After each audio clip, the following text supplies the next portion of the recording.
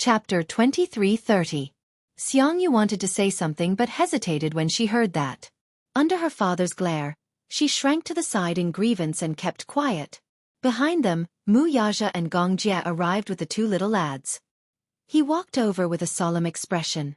Seeing Unforgettable's desolate expression, he was about to ask her something when the door to the operating theater suddenly opened. The doctor walked out and upon seeing so many people, immediately asked, "Are all of you the victim's family members?"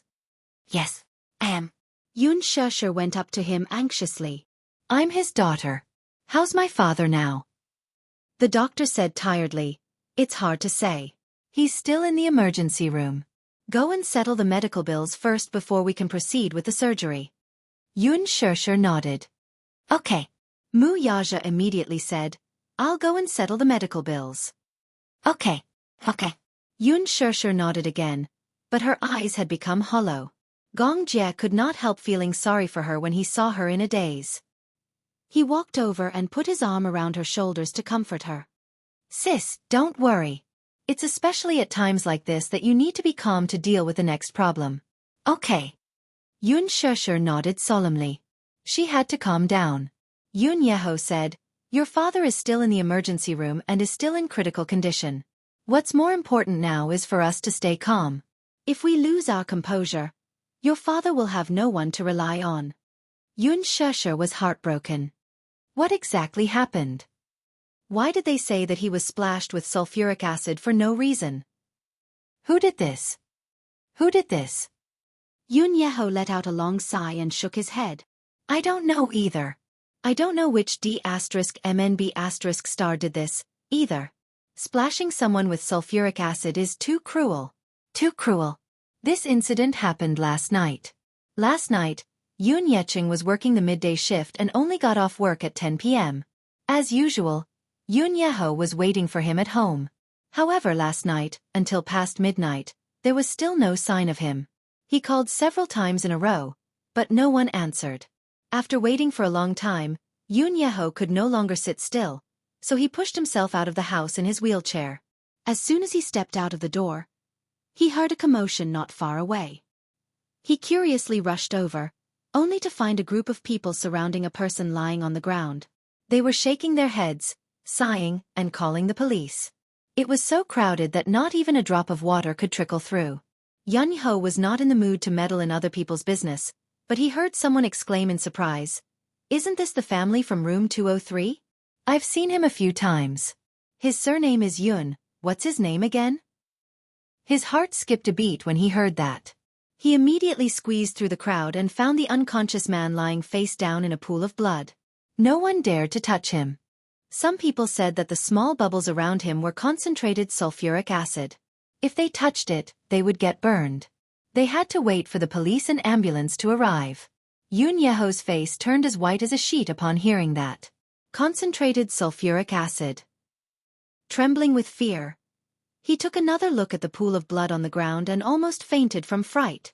Immediately, he cried for help in a panic. "This is my brother. This is my brother. Help. Quick, save him." Chapter 23:31.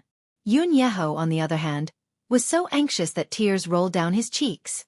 As he was lying on the ground, no one dared to touch him. No one knew whether he was dead or alive, so he could only sit in a wheelchair and worry helplessly.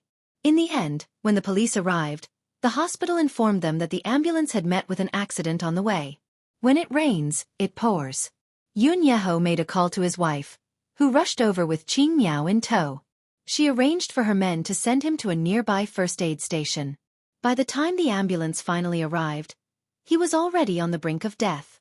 Jianghu glanced at Xianxia. His face was badly mangled and unrecognizable due to the large area of burns. He was so frightened that he fainted once. By the time he woke up, his mother had accompanied him to the hospital. After 2 resuscitation attempts, they issued 3 notices of critical illness. Jianghu was both mentally and physically exhausted from staying up the whole night in fear. His mother was not exaggerating, either. Every time the doctor came out of the operating room, he had to be mentally prepared for the aftermath. A person could die at any time. 50% of the burn area in the province was mainly on the face, neck, and shoulders. His condition was still very unstable, and his life was not out of danger yet. The most serious injury was not the disfigurement but the burns on Yun Yeqing's face. Due to the inhalation of sulfuric acid, the poison had entered his blood. After all, the burned area was close to the trachea, so the chemical fumes from the burns could cause lung damage. Even though the tracheotomy had been done, he was still on a ventilator. Furthermore, his liver and kidney functions were damaged. His condition was not good. After entering the infection stage, it was all up to fate. The sulfuric acid had probably entered his mouth, but no one knew if it had burned his throat.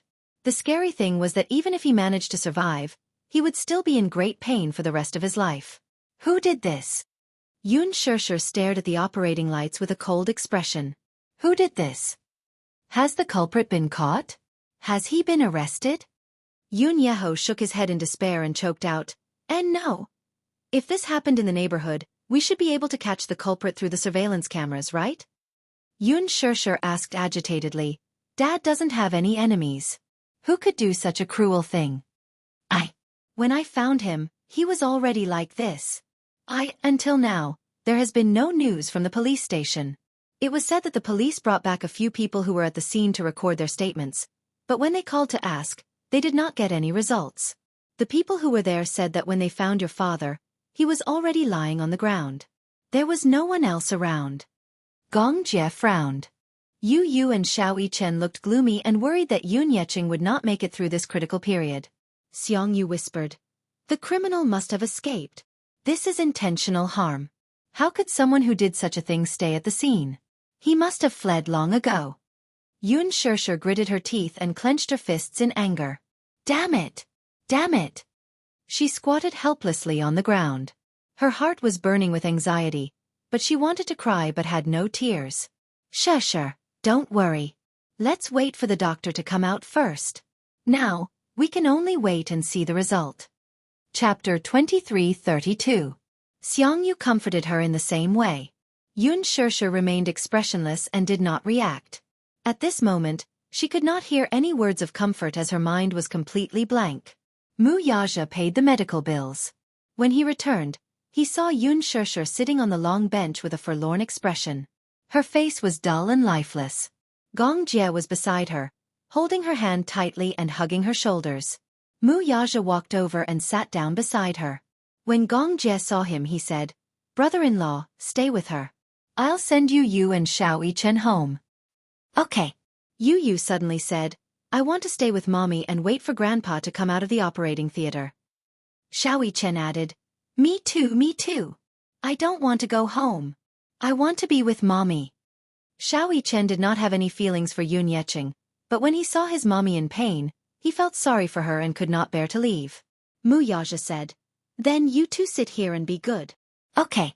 Time passed by slowly, second by second. Yun Shishir had never felt time pass so slowly before. Every hour felt like a century of torment. At dawn, the door to the operating theater finally opened. When Yun Shishir heard the door opening, she jumped up from the long bench and went up to the doctor worriedly. "Doctor, how is it? Is my dad okay?" The doctor removed his mask and sighed. His life is not in danger for now, but he hasn't passed the critical stage yet. He needs to be transferred to the intensive care unit for observation. His life could be in danger at any time. Yun Shishir opened her mouth and held her breath. She mumbled, "Is it that serious? I'm already very optimistic about the outcome." The doctor shook his head. "The burns are too serious. Because of the concentrated sulfuric acid, his face has been burned beyond recognition. His eyelids are gone, both sides of his nose are missing, his facial features are severely deformed, and his internal organs are damaged. We have already done our best to save him." Yun Shishir was stunned for a long time. She bit her lips hard and endured the pain in her heart. "Thank you, doctor." The surgery was open. A group of medical staff pushed the ward towards the elevator. A group of people rushed to the intensive care unit and saw a few nurses and doctors busying themselves. They could only stand outside the door and watch, not allowed to enter. Yun Shishir finally got a good look at Yun Yeqing's current state. Her eyes widened in shock as her breathing quickened. The man was lying on the bed. His face was charred black, and he was wearing a breathing tube. He was completely lifeless. Tubes were inserted all over his body.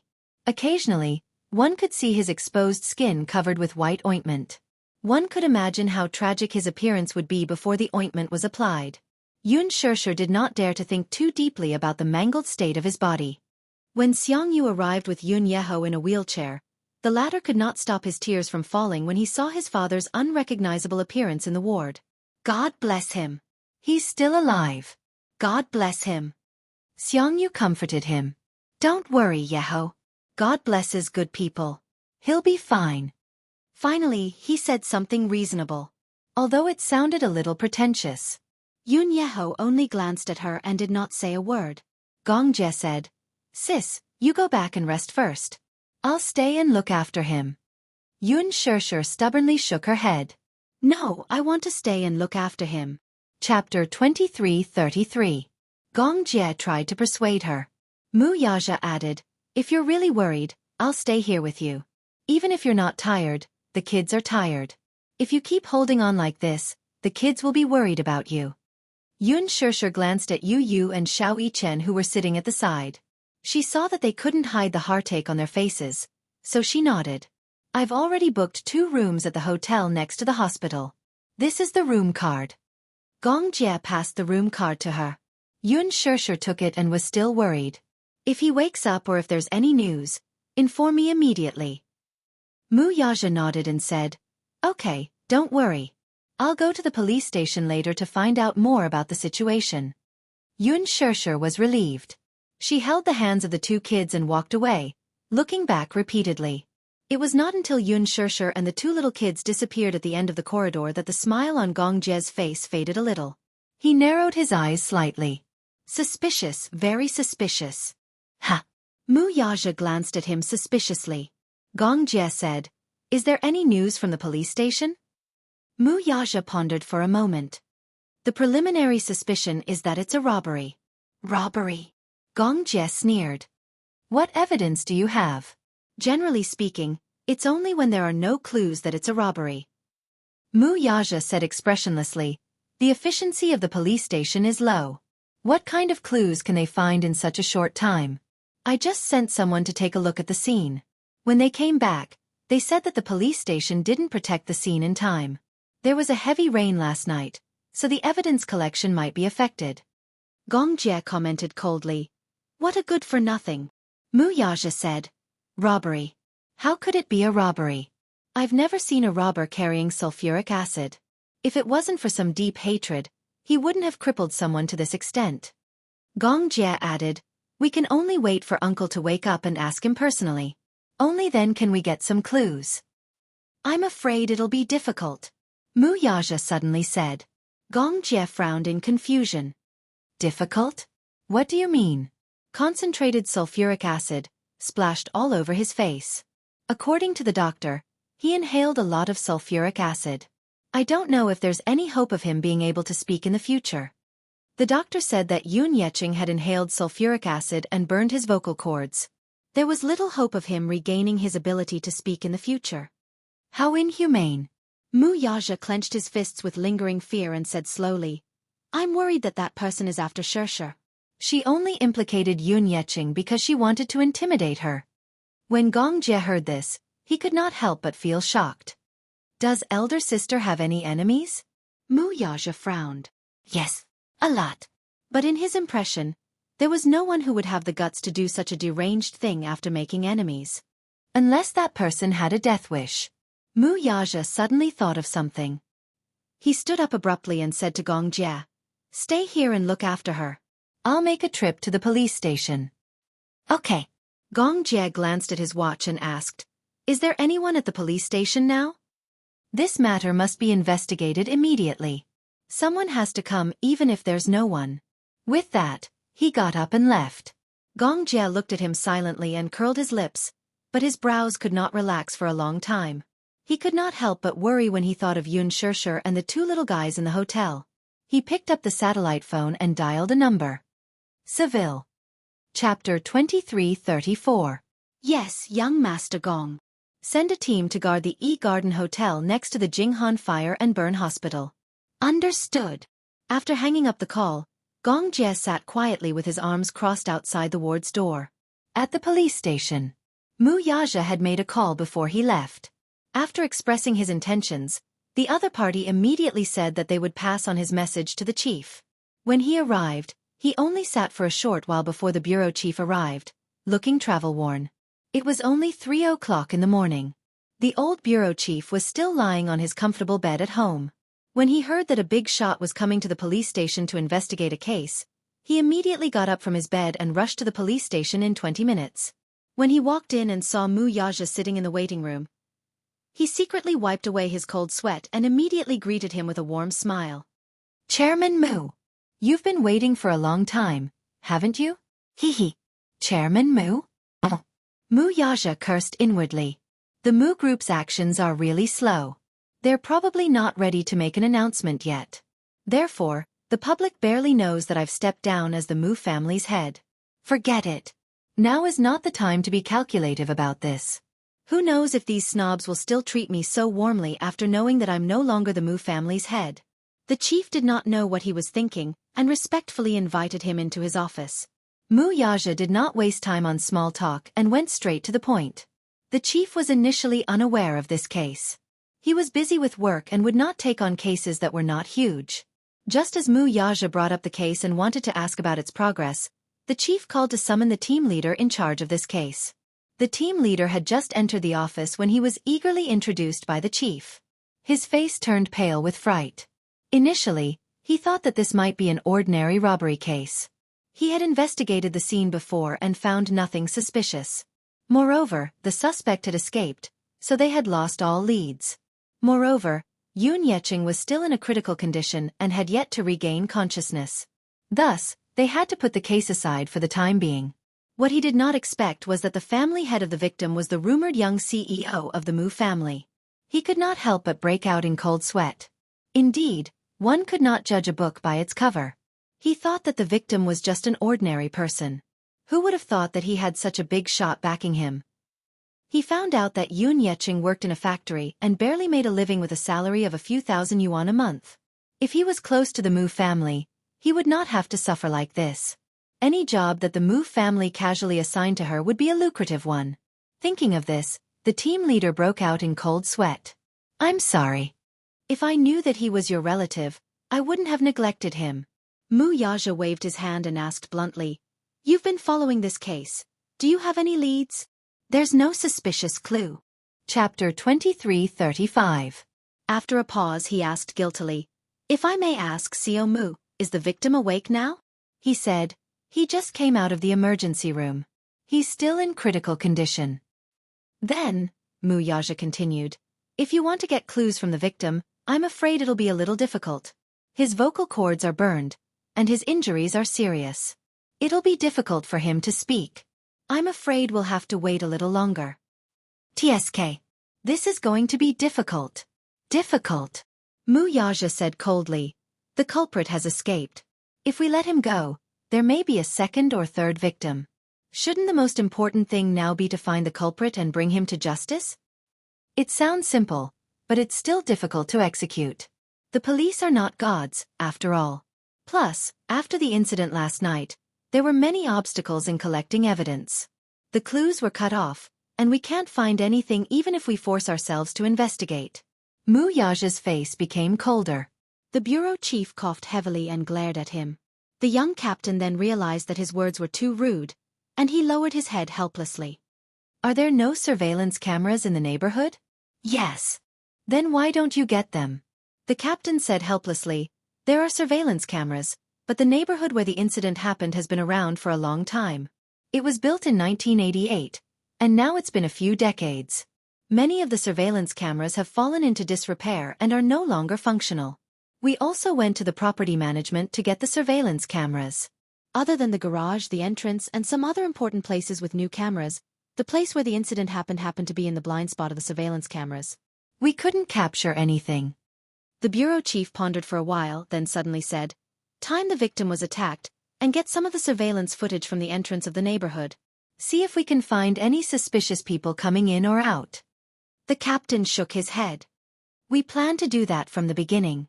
But after watching the surveillance for a few hours, We didn't see any suspicious people coming in or out. How is that possible? The bureau chief was shocked. Can you get the surveillance footage of the victim coming in or out of the gate?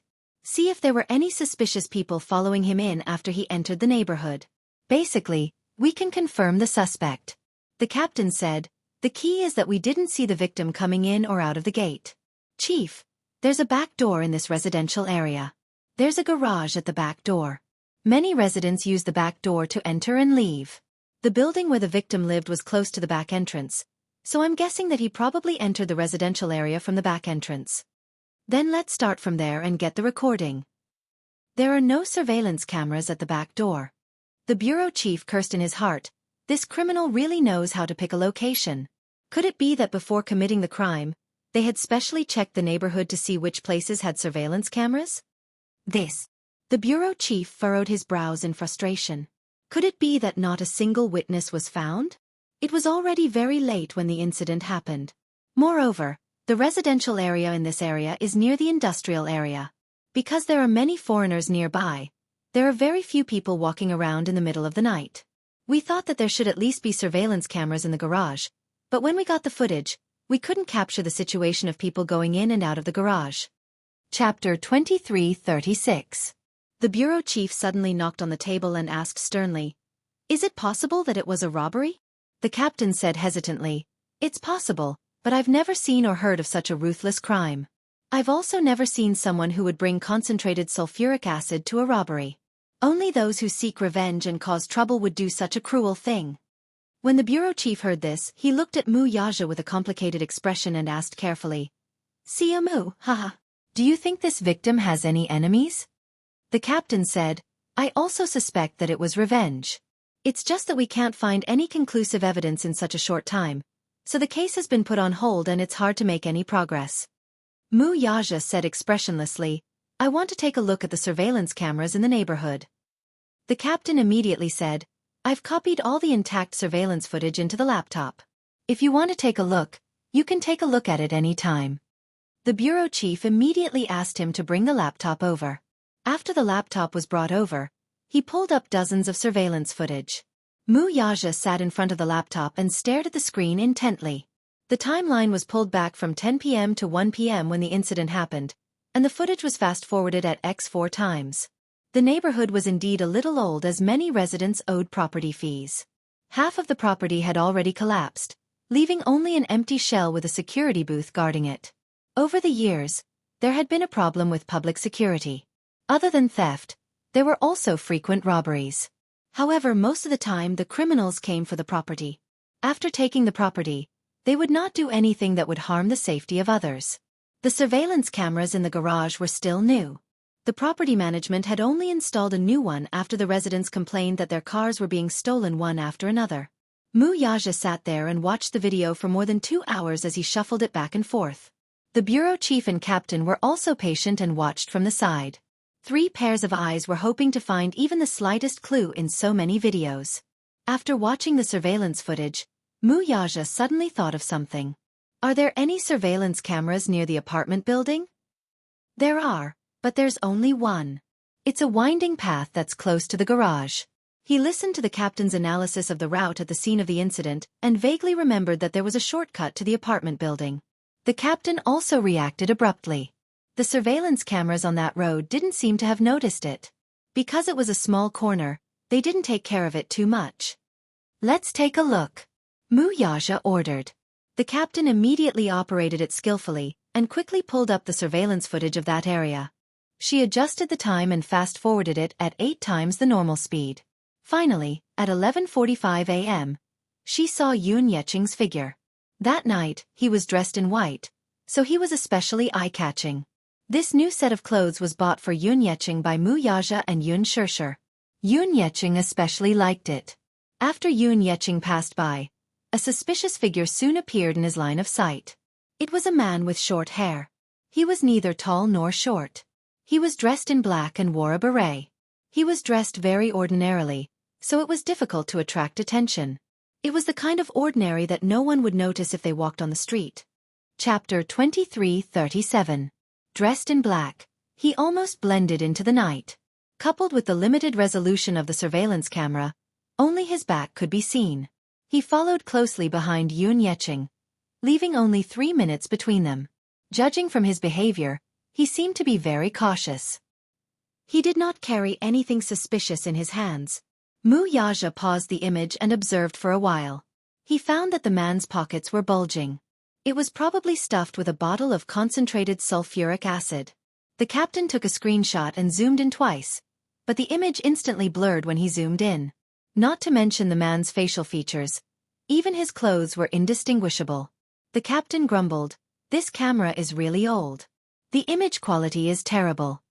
The chief said, "Look at the other surveillance cameras and see if you can find out where this person left from." Another hour had passed. The strange thing was that even after looking through all the surveillance footage, there was no trace of the man leaving. It was as if he had disappeared into thin air without a trace.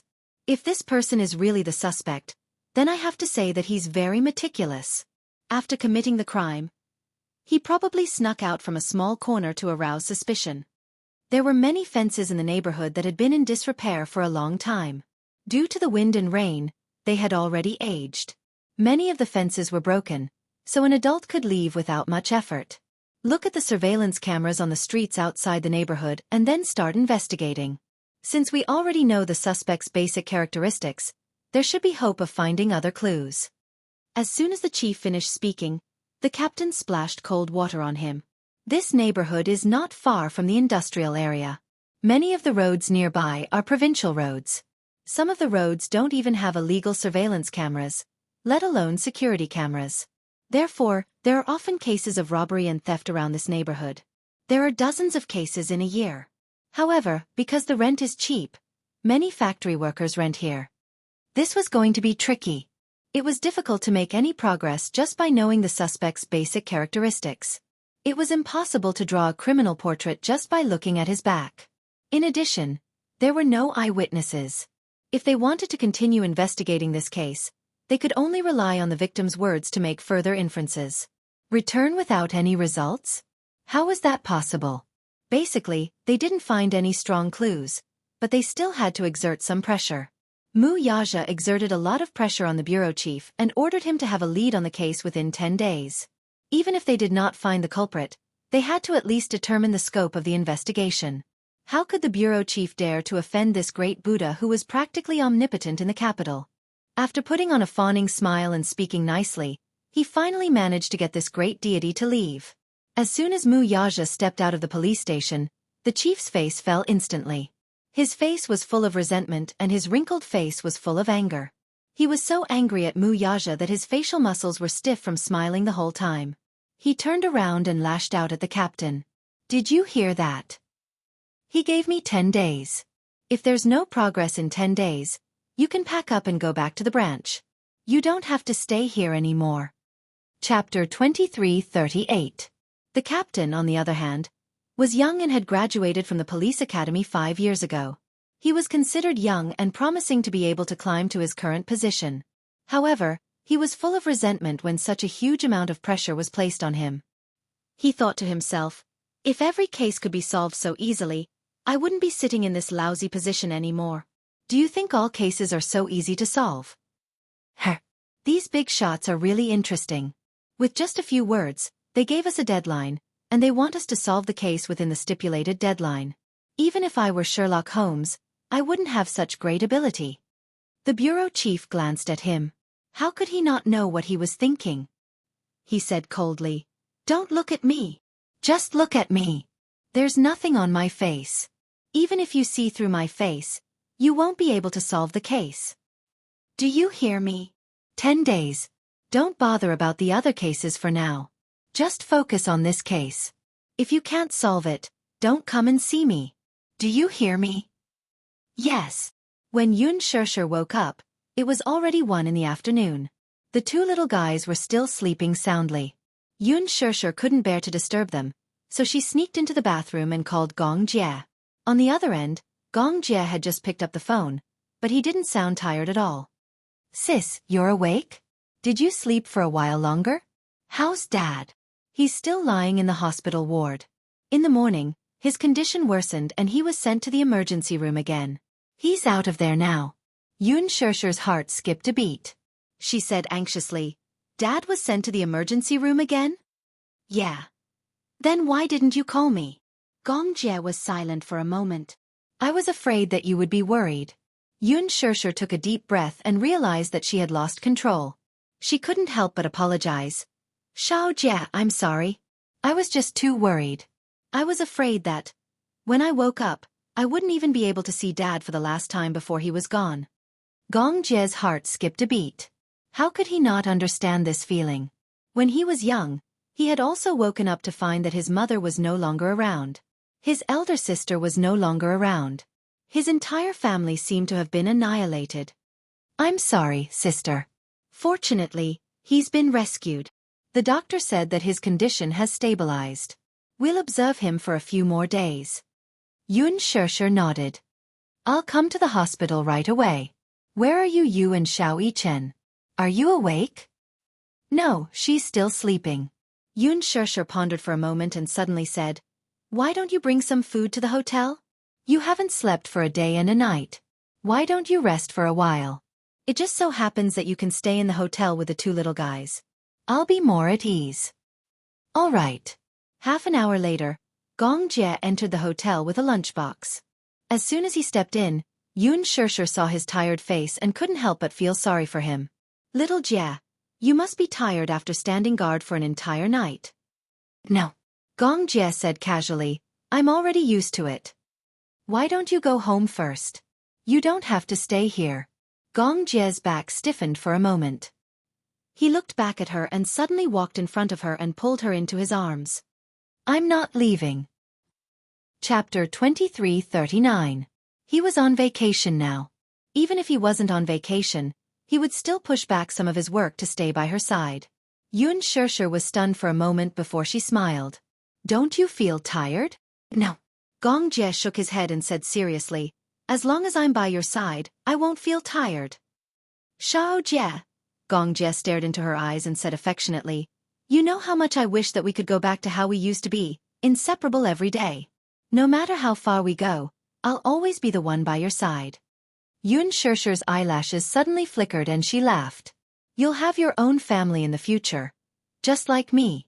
You'll have a wife who loves you deeply and a pair of adorable children.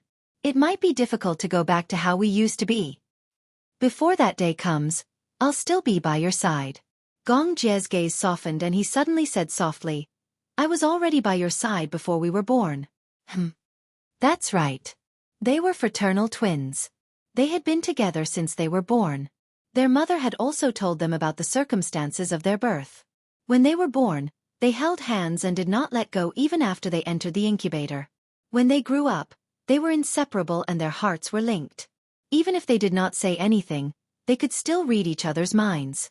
When Xiaojie was happy, she would also feel happy and excited from the bottom of her heart. When she was sad, Xiaojie's mood would also be inexplicably low. He would silently stay by her side and not say anything. When they were laughing, when they were crying, their expressions were exactly the same. Their mother had once said that no matter what they did, even if it was a simple task like brushing their teeth, their movements were exactly the same. When they stood together, it was like looking into a mirror. They had perfect chemistry. I was already by your side before we were born. Xianxia's heart warmed when she heard this. She hugged him and said, Xiaojie, you really make me feel safe with you by my side. He had already grown up and was no longer the stupid troublemaker he was when he was young. He had already become a reliable man. Gongjie gave her a doting smile as he gently rubbed her head. Go on then. I'll rest for a while. If anything happens, contact me immediately. All right. Xianxia left the hotel room. Just as she walked out of the room, she suddenly bumped into a young man standing outside the room. He was wearing a suit and leaned against the wall. He wore glasses and looked very refined. It was obvious that he had a headset on his ear, like a personal bodyguard. When he saw her walk out of the room, he immediately approached. Xianxia was instantly on her guard, only to see him walking closer to her and saying seriously, Miss Yun, don't be afraid. I am the bodyguard assigned by Gong Xiansheng to protect you. So it was a false alarm. I'm going to the hospital. All right, I'll send you. Yun Shesher nodded her head. No need. This is Gong Xianxing's order. I'm just following orders. By the time she reached the hospital, Mu Yaja was already there. He had just left the doctor's office when he saw her. He raised his eyebrows and asked, "You're awake?" "Yes." You didn't sleep all night?" Mu Yaja said, "I rested in the car for a while to recover my energy." Chapter 2340. Yun Shesher was extremely nervous as she asked a series of questions. Mu Yaja said, "His life isn't in danger for the time being, but we still have to be on guard during the infection period." "For the time being?" Yun Shesher shuddered when she heard this. "That means his life could be in danger any time and anywhere?" Mu Yaja nodded. "It depends on how well he recovers during the infection period. If he recovered well this week, he would have to undergo the 6th surgery next week to protect his eyeballs and eyelids, perform functional skin grafts on his arms and knees, and clean up the necrotic tissue. Currently, because he was in the infection period, he could not undergo intensive surgery for the time being." The doctor explained that because Yun Yeching's entire face would be burned, his eyelids would not be able to close completely. What was even more painful was that his face had already festered and was completely charred. Even if he underwent skin grafts, he would not be able to reconstruct his former appearance. His appearance would be destroyed. The most terrifying thing was the pain that would accompany him for the rest of his life. Yun Shesher was silent for a moment before she smiled faintly and said, "No matter what, I must pull myself together in the future and face it together with Dad." "Don't worry. It's fine as long as he's still around. Don't think too much about the rest for now." Mu Yaja hugged her and said gently, "No matter what, I'm here." Yun Shesher calmed herself down and sat down on the bench. "He hasn't woken up yet?" "He was anesthetized during the surgery. The anesthetic hasn't worn off yet, so he hasn't regained consciousness yet." Yun Shesher sighed deeply. "It's good that he hasn't regained consciousness. He'll only be in pain when he wakes up." For 2 consecutive days, Yun Shesher and Gong Jie took turns guarding the hospital while Mu Yaja had to take care of the 2 little guys. In addition, there was still a long way to go after the land contract signing ceremony. Hence, he entered a busy period. Even though he was busy, he would still take some time out to accompany them at the hospital. News came from the police station one after another, but in the end, there was no substantial progress. Yu did not slack off at home these few days. He hacked into the city's surveillance system and retrieved the surveillance footage of the area within a few miles of Yun Yeching's rented apartment. He stared at the footage in front of the computer every day, but he could not find anything suspicious. It was flawless. It was precisely because of this that Mu Yaja was even more certain that this wasn't an ordinary robbery. After the new year, Qin Zhou received a lot of invitations to auditions. At the same time, he also received a lot of invitations to Yun Shesher.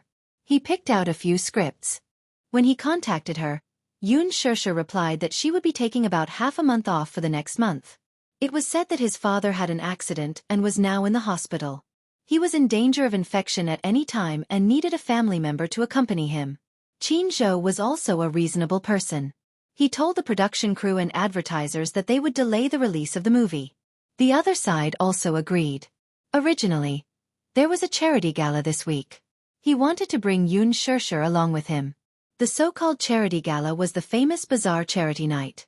At the charity gala, celebrities would gather and dazzle. Other than some big shots and famous philanthropists, some billionaires would also be invited. Chapter 2341. Some of the more scheming female celebrities would dress up to the nines and beg their grandfathers to find a way to get in touch with these big shots. The more scheming ones naturally did not care about these resources. Most of them hoped to use such an event to befriend some rich and famous people. Hooking up with any of them meant that they would enjoy endless wealth for the rest of their lives.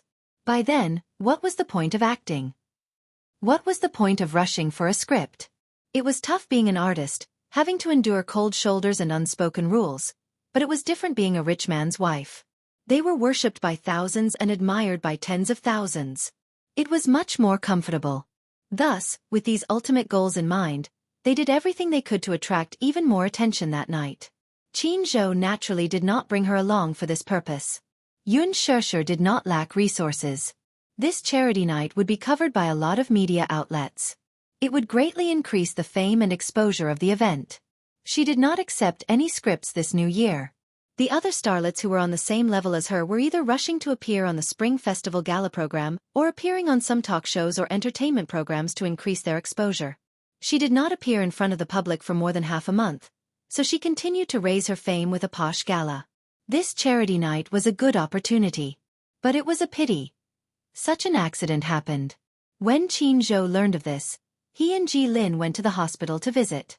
The moment they made a move, everyone in Huanyu learned of this matter. A few of the higher-ups had a discussion. Although Mu Yaja was no longer the person in charge of Huanyu, they still had to pay him a visit out of friendship. It did not matter if they did not come. That lineup could be said to be mighty. Many of Huanyu's higher-ups brought gifts to the hospital and lined up the entire corridor. Not only that, many of the company's celebrities also came. The patients and their family members in the few wards near Yunyeqing's were shocked and rushed out to take a look. Seeing so many famous celebrities entering and leaving the ward, only then did they know that there was a serious patient in the ward next door. This alarmed the hospital's leaders. Seeing such a big lineup, they then realized that there was a patient with an extraordinary background in the hospital. He immediately ordered for Yunyeqing to be moved to a VIP intensive care unit with 4 nurses around the clock. At the same time, the media also took action after hearing the news. They lurked outside the door, just to be the first to get a first-hand report. Of course, this was all in the future. After being transferred to a special ward, Yunyeqing finally regained consciousness. When she received the news, Xianxia was having dinner outside. When she heard the news, she rushed back to the hospital without eating. Inside the ward, Yunyeqing had already regained consciousness. The nurse was carefully leaning on the bedside to wipe away his tears.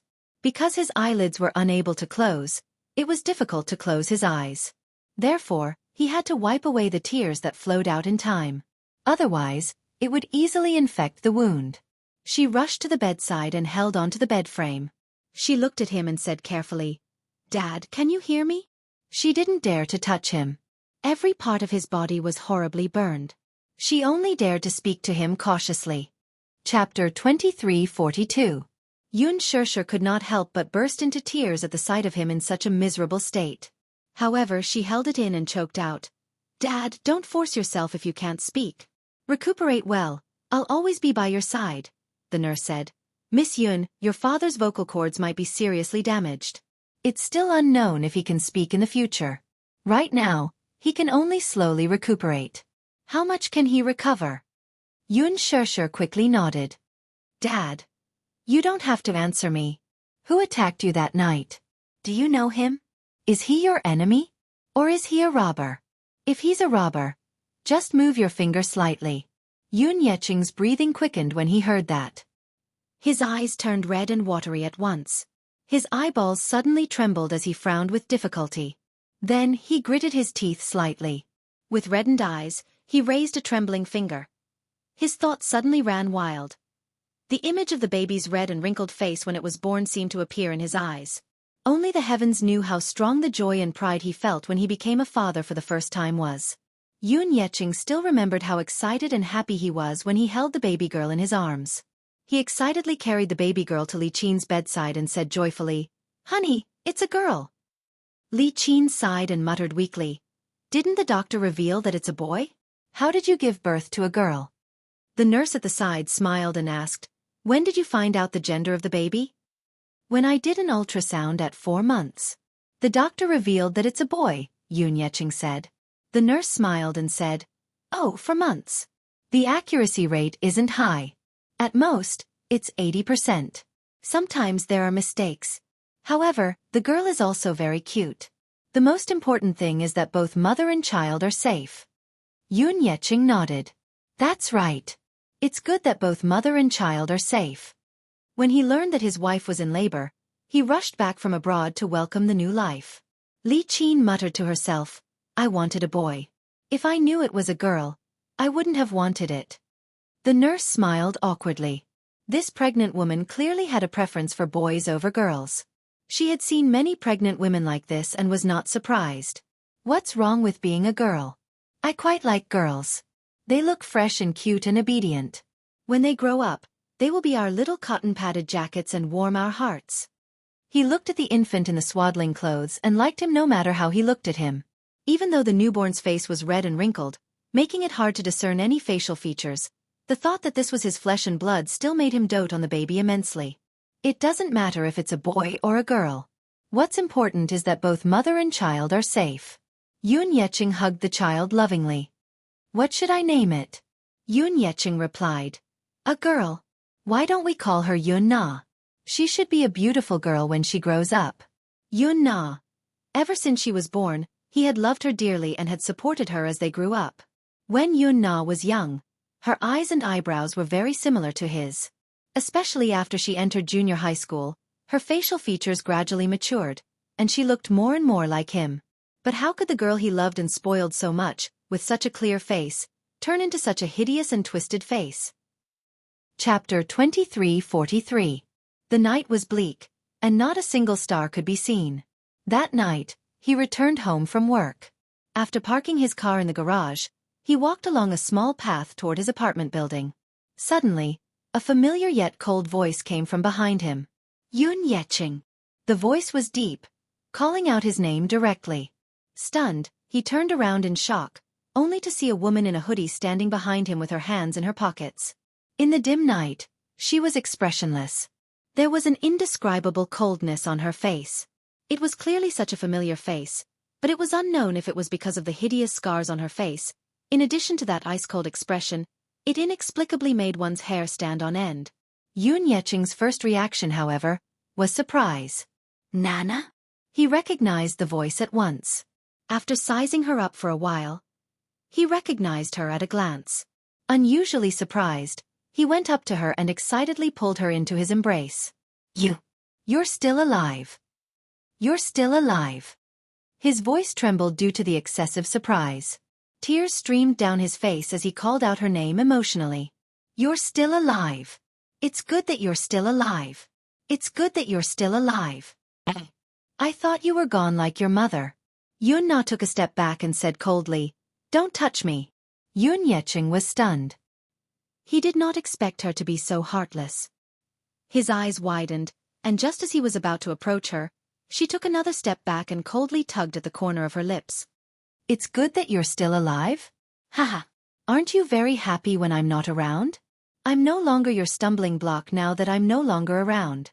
What right do you have to tell me that it's good that you're still alive?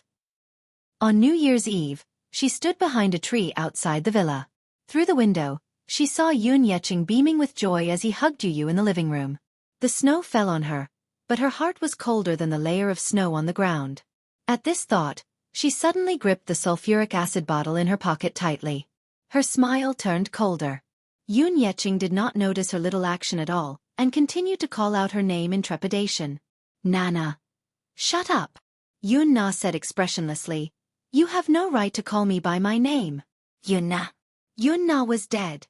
The one standing in front of you right now is nothing but a wandering ghost who has come to claim your life. His heart inexplicably trembled at those words that seeped into one's bones. He would never have imagined that his precious daughter who appeared before him at this moment was the incarnation of a malicious spirit who had followed him here in order to take his life. What happened to you when you were missing for a few months? I thought that your mother had taken you away from this place. When your mother's body was found some time ago, I was worried that something bad might have happened to you. But, where have you been for the past few months? Where did he go? Haha, worried. Yun Yeqing, are you worried? Your wife and daughter are missing, but I see that you're living a happy and carefree life. Yun Na looked as if she had heard a joke. If it wasn't for her, Li Qin would still be buried at the bottom of the sea. Not to mention her corpse, even her bones, flesh, tendons, and skin would have been eaten clean by the fishes. Worried. Chapter 23:44. Yun Na clenched the bottle of sulfuric acid tightly and lowered her head. Every muscle in her body was trembling with hatred. If one did not experience it personally, one would never understand the despair of struggling in the waves. How desperate she was at that time. At this moment, she hated Yun Shishir and Yun Yeqing so much. How much did she hate them? She wanted to skin them alive, pull out their tendons, and throw the B***tch into the sea to feed the fishes. She wanted to see with her own eyes how desperate they were when they died. He. Yun Na's mouth cracked open and she suddenly laughed. She raised her head and stared at him with a pair of cold and bone-chilling eyes. Her laughter was so shrill that it was as if she was a malicious spirit that had climbed up from purgatory. Her voice was so cold and emotionless. It was frightening and chilling at the same time. Li Qin is already dead. Yun Na is also dead. She died in the boundless ocean. She died in the depths of despair. Yun Yeqing, you deserve to die too. Today, I'll make you accompany them in death. After Yun Na finished speaking, she slowly walked towards him. Yun Yeqing was so stunned that he forgot to dodge. He saw her take out a bottle from her pocket. It was filled with an unknown liquid. She quickly unscrewed the cap and splashed it on his face. Crash! The concentrated sulfuric acid splashed on his face and instantly burned and corroded his intact skin. Before he could react, he felt a heart-wrenching pain.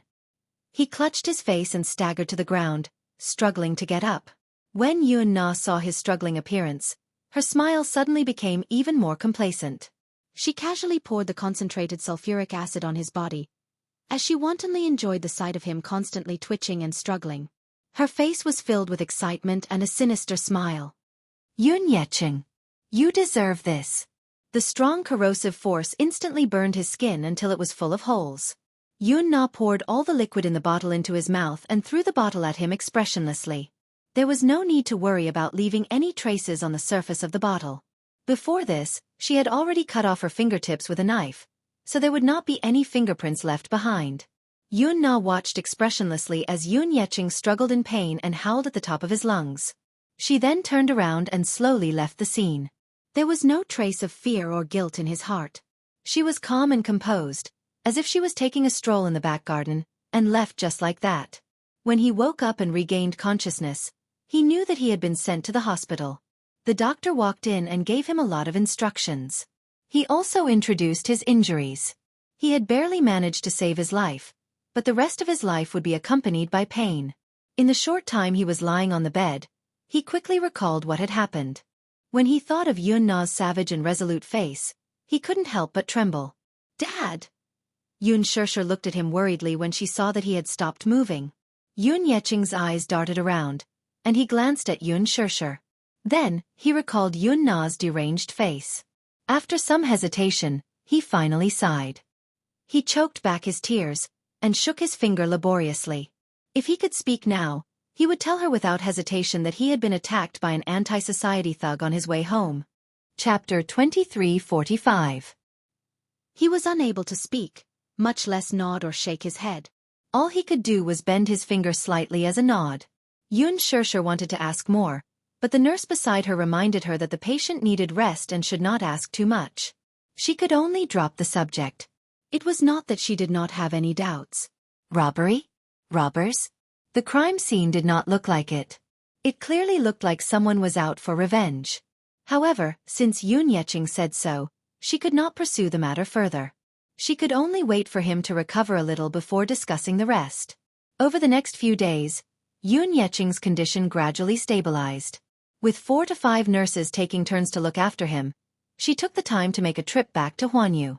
Unexpectedly, she bumped into someone she did not want to see at the company. Xianxia. Lu Jingtian had just walked out of Ji Lin's office when she spotted Xianxia, who was looking for Ji Lin. She was stunned for a moment before breaking into a smile. "Long time no see. Xianxia, you've been so proud of yourself while I was away from Huanyu." Xianxia smiled indifferently. "What are you trying to say?" "Oh, nothing much." After not seeing her for so long, Lu Jingtian was still as arrogant as before. However, her attitude toward her was no longer as aggressive as before. Her gaze was still cold though. "I've just returned from overseas. Director Ji summoned me and said that he wants to arrange the work for me." Some time ago, she had gone to America to avoid the limelight because of her scandal.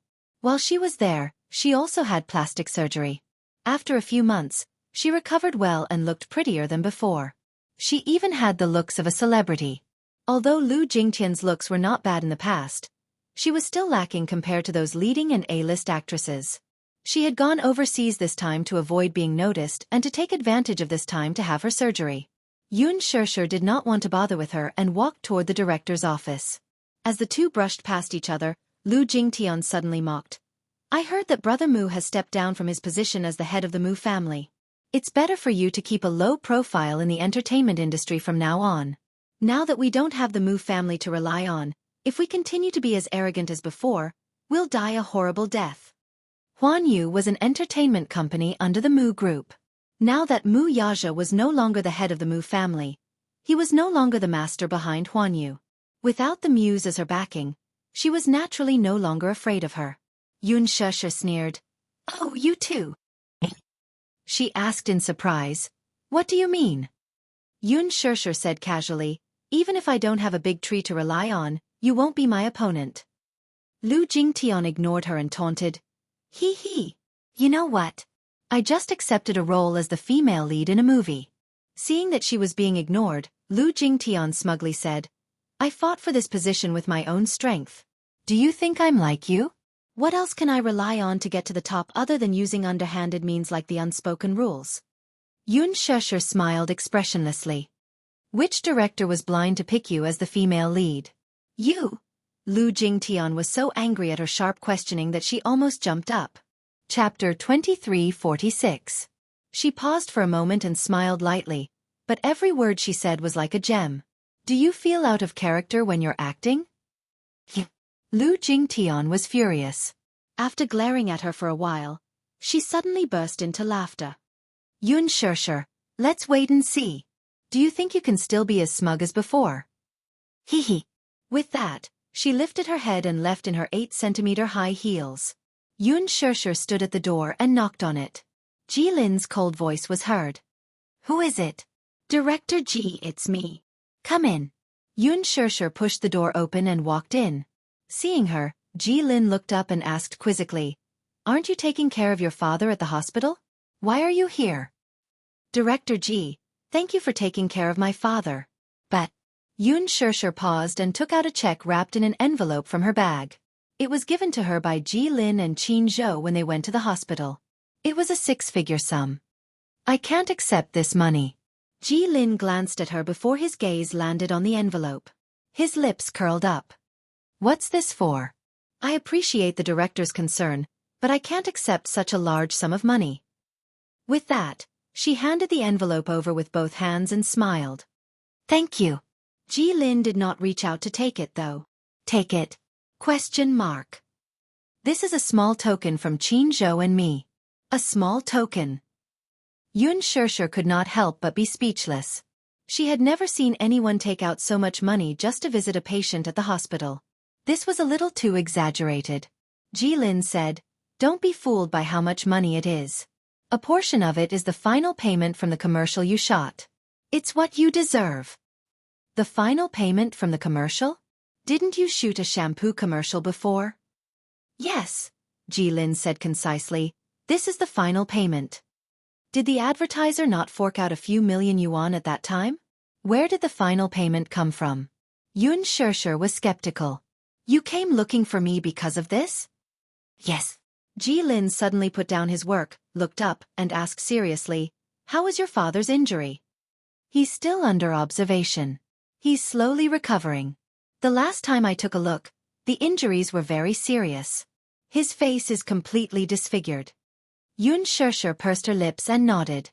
Jilin asked worriedly, "Is there any news from the police station? Have you caught the criminal?" She shook her head. "There's no news yet. The police said that because the criminal didn't leave any evidence and it was already very late at the time of the incident, they couldn't find any witnesses. So, it's very difficult to investigate." "That's a lot trickier." Jilin suddenly probed. "Could it be that your father offended someone with a strong background? No matter how I look at it, it seems like they're here for revenge. Otherwise, they wouldn't be so ruthless." "That's what I suspected as well, but father didn't say much about it. He only said that it was a robbery." "When can you come back to work?" "Probably next month. When my father's condition stabilizes, I'll be free." When she left Jilin's office, Xianxia pondered over his words. No matter how she looked at it, it seemed like they were here for revenge. Otherwise, they wouldn't be so ruthless. Revenge? Chapter 2347. For a moment, she could not make sense of this matter. However, her eyelids kept twitching, and she had a feeling that this matter was not as simple as it seemed. Xianxia fell into a state of confusion. She bade farewell to Ji Lin and left Huan Yu in a hurry. After she hurriedly got into the car and left, Lu Jingtian sat in the car expressionlessly and snorted. What a b*tch? Her manager hurriedly said, Tian, don't waste any more time. You still have to pick out a gown with Miss Enya this afternoon. Okay. I got it. Don't rush me. She then looked at the driver's seat and ordered, Let's go. Bazaar's annual charity gala was in a few days' time. She had finally obtained an entry ticket, so naturally, she had to dress up grandly. For this opportunity, she had paid a hefty price. She only hoped that she could make friends with some well-known directors and producers at this charity gala. She was not one of those short-sighted artists who would sell themselves in one go and find a sugar daddy to discuss marriage. When it came to acting, she had stepped into this industry because of her passion for acting. Aside from her passion, however, she also had a desire for fame and fortune. Was it purely for wealth? She came from a well-to-do family, so she had resources and people to support her. So what if that incident happened? Once she returned to the country, she could still get people to groom her for the female lead. Although it was not a blockbuster, it was already good enough for her to get the female lead role. She had a good background, so she did not have to climb up through unspoken rules like those female stars who had no resources. Still, although she came from a well-to-do family, it could not satisfy her ambition. There was a saying, man strives for higher places, just as water flows to the bottom. Once one got involved in things like glory and wealth, one's ambition would be uncontrollable. In order to be worthy of a better partner, she naturally had to become more outstanding. This was her goal. Therefore, she urgently needed fame to stabilize her position. As for her dark history, once she conquered the audience with her acting skills, what else could she not clear? In the afternoon, she went to a fashion store with Song Enya to pick out a gown as promised. Naturally, she had to dress up to attend the charity gala. Unlike Lu Jingtian, Song Enya was invited to attend the charity event. Lu Jingtian had met Song Enya a few times after returning to the country, but she was unaware of some of the things that had happened to the latter recently. Naturally, this included Song Enya's pregnancy. She only knew that Song Enya had disappeared for a while some time ago. It was said that she had gone to America, and there was no news of her since. After returning to the country, she had changed completely. It was a change in temperament. Song Enya used to be arrogant and carefree, but now she was more reserved than before. The two chatted as they picked out their gowns. Just as Lu Jingtian excitedly asked her if a particular gown would match her aura, the Missy suddenly retched. She hurriedly covered her mouth and rushed to the washroom. Startled, Lu Jingtian followed her to the washroom, only to see her leaning over the counter and retching violently. She could not help but frown in surprise at the heart-wrenching retching. Chapter 2348. Song Enya, who had been lying motionless in front of the table, slowly straightened up and looked at her pale face in the mirror in confusion. She then looked at Lu Jingtian's bewildered face and smiled awkwardly. It's nothing. As soon as she said that, there was another reaction. She covered her mouth and retched for a while, looking extremely painful. Lu Jingtian's heart skipped a beat when she saw this. She raised a brow and could not help laughing dryly. If it weren't for the fact that you don't have a boyfriend, I'd really suspect that you're pregnant. No. Song Enya denied it with a look of embarrassment.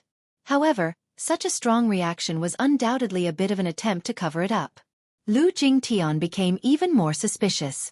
Enya, you don't have to be so serious. Can't you tell that I'm joking? Song Enya's face turned pale for a while before she tugged at the corners of her lips. This joke isn't funny at all. With that, she turned around and was about to leave. Lu Jingtian suddenly grabbed her wrist nervously and asked sensitively, Enya, don't tell me, you're really pregnant? She was not stupid. How could she not tell that such a strong reaction was a typical pregnancy reaction? She had only suspected it at first, but Song Enya's vehement denial only confirmed her guess. She had noticed earlier that the packaging in Song Enya's bag was specially made for pregnant women and had the least amount of lead and mercury. A look of panic flashed across Song Enya's face. She took a deep breath and closed her eyes in pain as she slowly said, Jingtan, I really don't know what to do.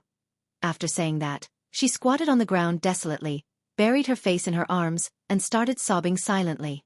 Lu Jingtian walked over worriedly and gently patted her on the shoulder when she saw the latter's shrug. What exactly happened? I'm pregnant. Xianxia's voice was very soft, as if she was ashamed. With just one sentence, her face turned red as if it was on fire. Lu Jingtian was stunned for a moment. She opened her mouth and was stunned for a moment before she asked, "Whose child is it?" "Mu. Mu." The moment Xianxia said the surname, Lu Jingtian could not help but shudder. Could it be Brother Mu? Mu Yanqing. Xianxia's eyes reddened helplessly. The child is his. How can this be? Lu Jingtian could not help feeling flustered. Mu Yanqing. How could this be? They were completely different people. Lu Jingtian and Mu Yanqing were acquainted with each other. Sometimes, they would meet for a drink at a bar. She would even bring along a number of good-looking playmates from her circle. Mu Yanqing was also a playboy, but Lu Jingtian knew that he had a long-term girlfriend who was a young model. No matter how hard he changed women around him, this young model was the only one who would never leave his side. They seemed to have been together for 3 years. 3 years. For such a dissolute man, it was already not simple. Lu Jingtian had always been curious about what that young model looked like to be able to keep such a man by her side for so long. She had suggested several times for Mu Yanqing to bring her out to have some fun, but the latter was so protective of her that he refused to do so no matter what. To Lu Jingtian, he was more like a big brother. Chapter 2349. Although he was a playboy, he was very principled. He would never touch a woman he should not. Still, how did he end up with Xianxia? Lu Jingtian was perplexed. What exactly happened? Under Lu Jingtian's relentless questioning, Xianxia finally revealed the truth about what had happened that night. That day, I bumped into Brother Yanqing at a bar. I saw him sitting alone in a corner, drowning his sorrows in alcohol. Feeling depressed, I walked over to take a look at him. Initially, I wanted to have a drink with him, but after just 1 glass of alcohol, he was already dead drunk. Hence, I suggested sending him home. He refused to go home though. I didn't know his address, so I naturally didn't dare to be rash. Thus, I thought of sending him to a hotel out of kindness. Lu Jingtian became nervous at once. And then I helped him to the hotel room, and he carried me up in his arms.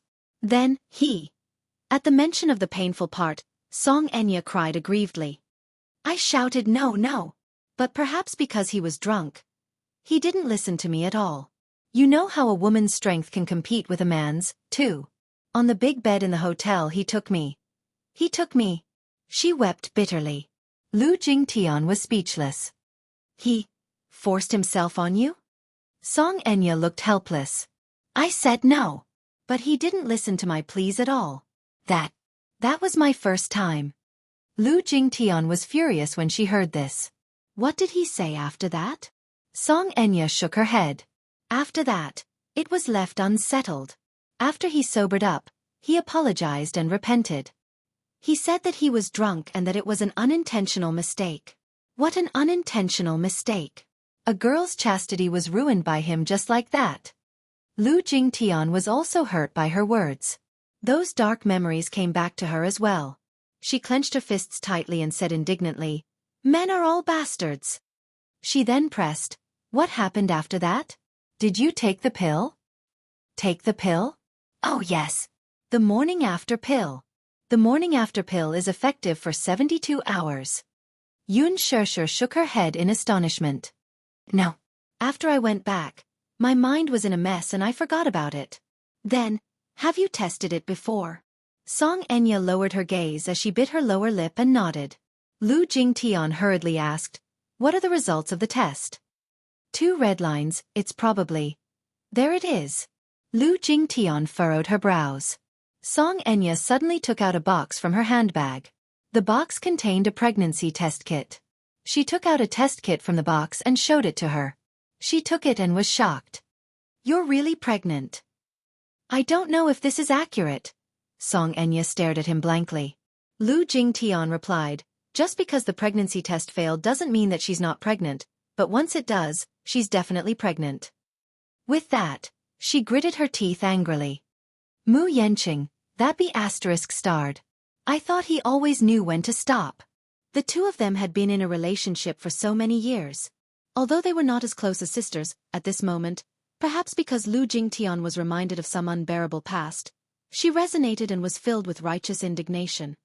Jingtian, what should I do? Chapter 2350. What else can we do? She yelled. He must take responsibility for what he's done. Shh. Song Enya hurriedly covered her mouth. Keep your voice down. Enya, this isn't something to be ashamed of. You're innocent and a victim. What's there to hide? It's best if you make a big deal out of it and let everyone know about it. Let that jerk step forward and take responsibility for you. But I don't dare. Song Enya flinched. Lu Jingtian snorted. What's there to be afraid of? Just you wait. Isn't Mu Yenqing going to attend the charity event? When the time comes, I'll help you tell him that you don't have to feel ashamed. The one who should feel ashamed is him.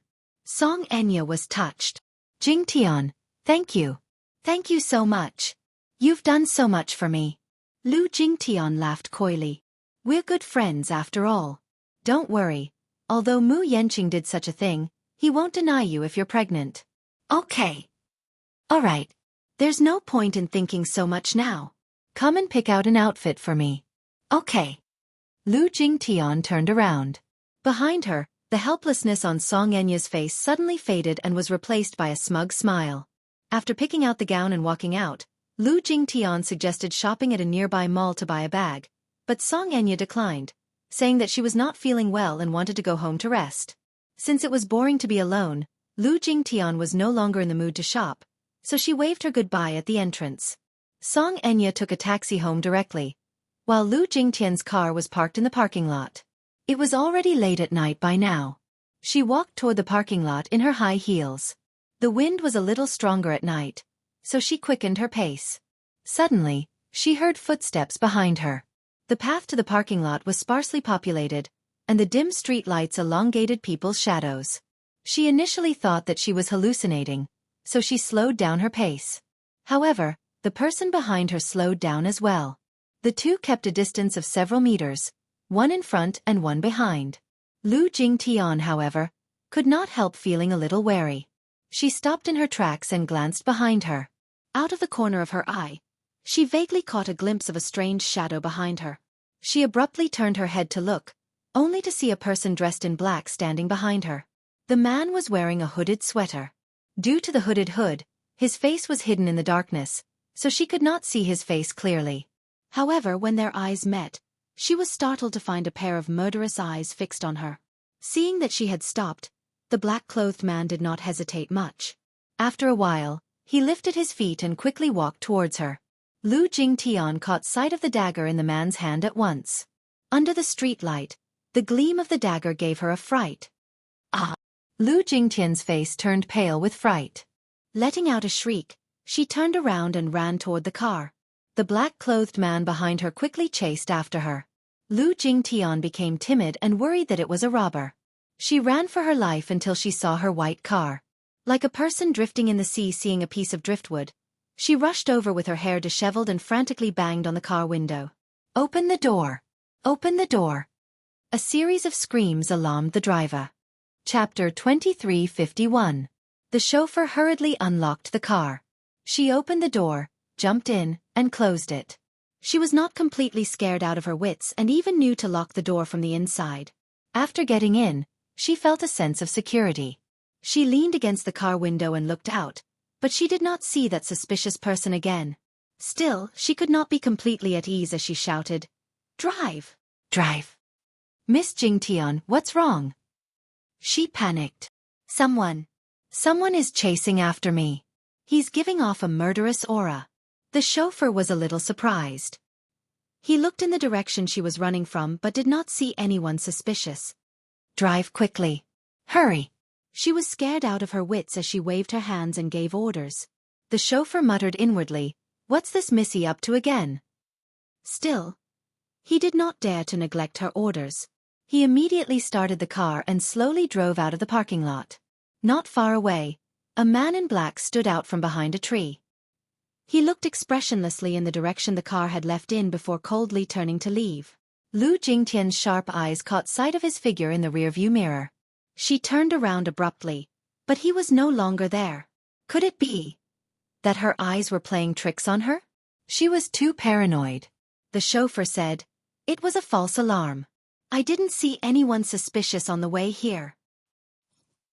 She sucked in a deep breath of cold air. However, when she turned around, she could clearly feel that person's murderous aura. "Miss Jingtian, do you want me to send you home now?" "Yes. Let's go back." Lu Jingtian still had lingering fears even after she reached home. When she stepped into the dark room, she jumped in fright and quickly turned on the lights. Only when the room was brighter did she feel slightly more at ease. She thought back to the person who had deliberately followed her. He gave off an inexplicable sense of familiarity, and was not a stranger. It was déjà vu. However, no matter how hard she tried, she could not recall anything. Forget it. Don't let your imagination run wild. I must take care to rest well these few days, lest it affects my complexion. I won't be beautiful on the day of the charity banquet. Lu Jingtian went to bed early. 5 days later, the charity banquet arrived as scheduled. That night, the bazaar charity banquet was held at 8 o'clock in the evening. The stars on the red carpet. There were many celebrities and famous entrepreneurs in the charity industry invited to the charity banquet. Most of the entrepreneurs who attended the charity banquet had a tacit understanding of their motives. To hunt for beauties. For food. Who was genuinely here for charity? For charity? How many peoples of their hearts? The ulterior motive was not in the wine. These entrepreneurs were shrewd.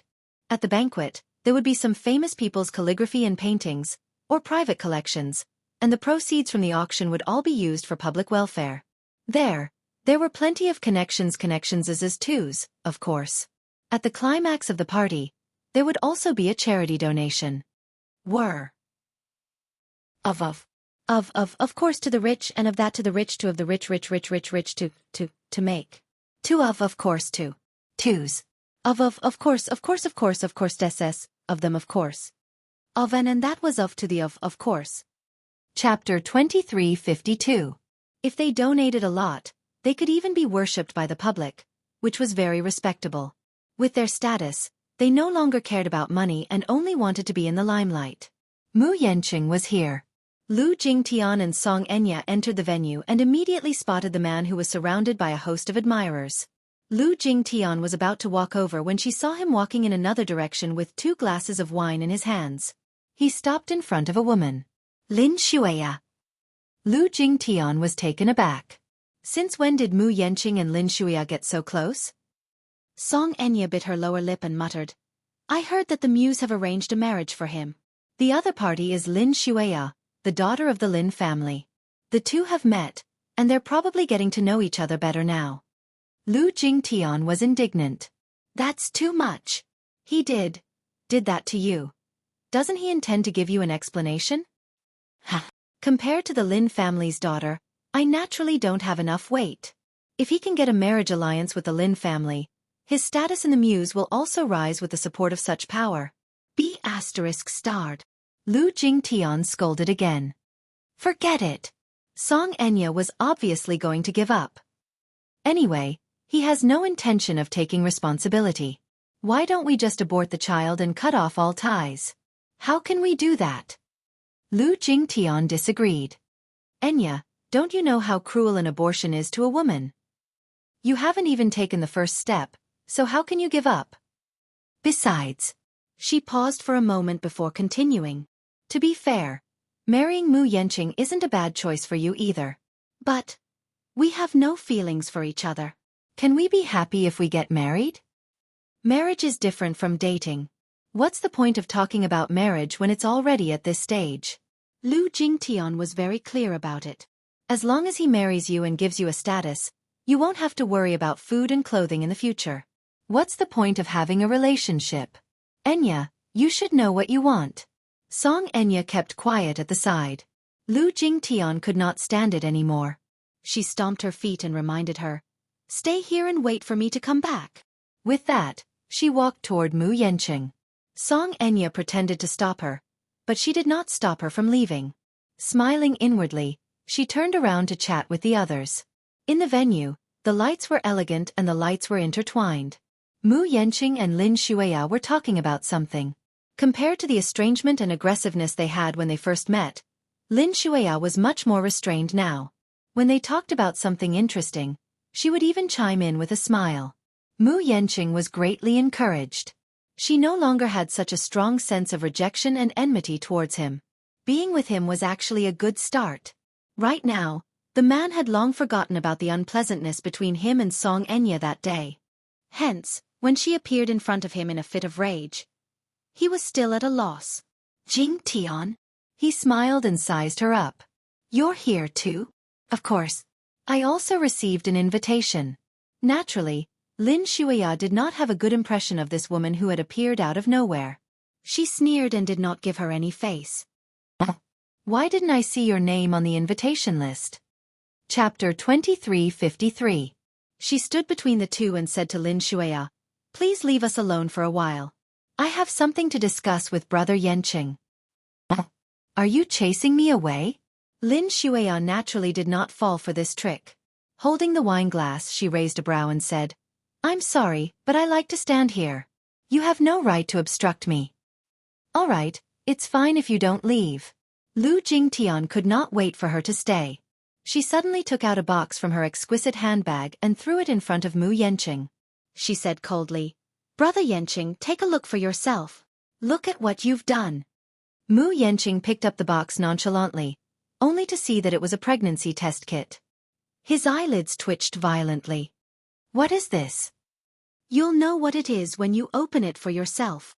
Lu Jingtian crossed her arms in front of her chest, looking unforgiving and unreasonable. Mu Yanqing was a little annoyed at her untimely appearance, but in front of Lin Shuya, he naturally had to be gentlemanly. Hence he said, "Let's talk at the side." "Why? Brother Yanqing, are you feeling guilty right now? There are no outsiders here." Lin Shuya also took a look curiously, only to see that it was a pregnancy test kit. She furrowed her brows in confusion. "What is this?" "Nothing," Mu Yanqing said perfunctorily. "It's just something boring." "You?" Lu Jingtian could not take it anymore. She simply snatched the box from his hand and opened it. A pregnancy test kit fell on the table. Lin Shuya picked it up immediately, only to see two eye-catching lines on the pregnancy test kit. "What is this?" She glared at Mu Yanqing suspiciously. Lu Jingtian glared at Mu Yanqing and said fiercely, "Do you know that Enya is pregnant?" "She's pregnant with your child. Don't you intend to give an explanation?" "Pregnant?" Lin Shuya laughed out of the blue. "What does Song Enya's pregnancy have to do with him?" Lu Jingtian glared at Mu Yanqing and said through gritted teeth, "Brother Yanqing knows very well whether it has anything to do with him." Mu Yanqing's face froze for a moment, but he quickly regained his composure and said expressionlessly, "Jingtian, don't fool around." "I'm not fooling around," Lu Jingtian said a little angrily. "Brother Yanqing, since you've made a mistake as a man, shouldn't you? Or do you think that Enya is a cheap woman, so cheap that you don't deserve an explanation even if you defiled her?" "Jingtian." Mu Yanqing was also annoyed. "Is there a need to talk about this in such an occasion?" "Of course." At the side, Lin Shuya suddenly sneered. "I finally understand what's going on." She threw the pregnancy test kit at Mu Yanqing and glared at him coldly. "Mu Yanqing, you're really interesting." With that, she's to leave. Mu Yanqing immediately reached out to grab her hand. "Shuya, listen to me. Leave your explanation to your second uncle." With that, Lin Shuya left without looking back. Mu Yanqing looked on helplessly as Lin Shuya walked away. Suppressing his anger, he turned to look at Lu Jingtian and sneered through gritted teeth. "Lu Jingtian, are you satisfied now?" Chapter 23:54. Mu Yanqing was so angry that he blurted out, "There are plenty of women I've impregnated. Do I have to give them an explanation? Or do I have to marry them one by one? Or be a concubine?" Lu Jingtian's face flushed red with anger at his crooked words. Annoyed at her untimely appearance, Mu Yanqing did not hold back with his words. "Besides, what can a pregnancy test kit prove? How can I be sure that the child in her stomach is mine?" She sneered. "Don't you know whether the child in her stomach is yours or not?" Mu Yanqing sneered in return. Why should I know? This pregnancy test kit can only prove that she's pregnant, but it can't prove that the child in her stomach is mine. Lu Jingtian was dumbfounded for a long time. Suddenly, Song Enya's sarcastic voice came from behind. If you don't believe me, there's no harm in doing a paternity test with you. Startled, Mu Yanqing turned around, only to see Song Enya standing elegantly behind him in a gown. Her eyes were cold and disappointed. Brother Yanqing, don't you think that your words just now were too hurtful? Enya. He was a little surprised. Why are you here? Could it be? He glanced at the contraceptive kit on the table from the corner of his eye and suddenly realized something. Lu Jingtian came knocking on his door so aggressively. Could it be that Song Enya had instructed her to do so? That woman was really shrewd and ruthless. How could he not tell that Lu Jingtian was so indignant because of Song Enya's instigation? At this thought he said coldly, "So, you got Jingtian to ruin my show in public just to get a status from me and fan the flames between me and Miss Shueya?" Get a status? Song Enya's body swayed. Clearly, she had suffered a blow. This was definitely not an act. Her heart was really pierced by this sentence. Get a status. She had always been such an arrogant person. Apart from Brother Mu, she did not care about any other man. Now, however, she was so lowly that she did not hesitate to use underhanded means to tie up a man and demand a marriage with no status. How did she fall to such a lowly state? At the side, Lu Jingtian grumbled in dissatisfaction. Calling her Miss Shueya is really nice. Calling her so intimately? But why don't you think about it? Do you think she'll take a liking to you? I was just teasing you. Mu Yanqing was not in the mood to entertain her. Feeling a stab of pain in her heart, Song Enya mocked coldly. Brother Yanqing, you're such a disappointment. Since you already have Lin Shueya, why are you still provoking me? I'm innocent. Do you think I'm happy to have this child? She raised her voice slightly, and the surrounding guests heard her angry voice and turned their heads curiously. They looked around and whispered to each other. Isn't that the eldest daughter of the Song family? Why is she with young Master Yanqing? The two of them look a little ambiguous. Could it be?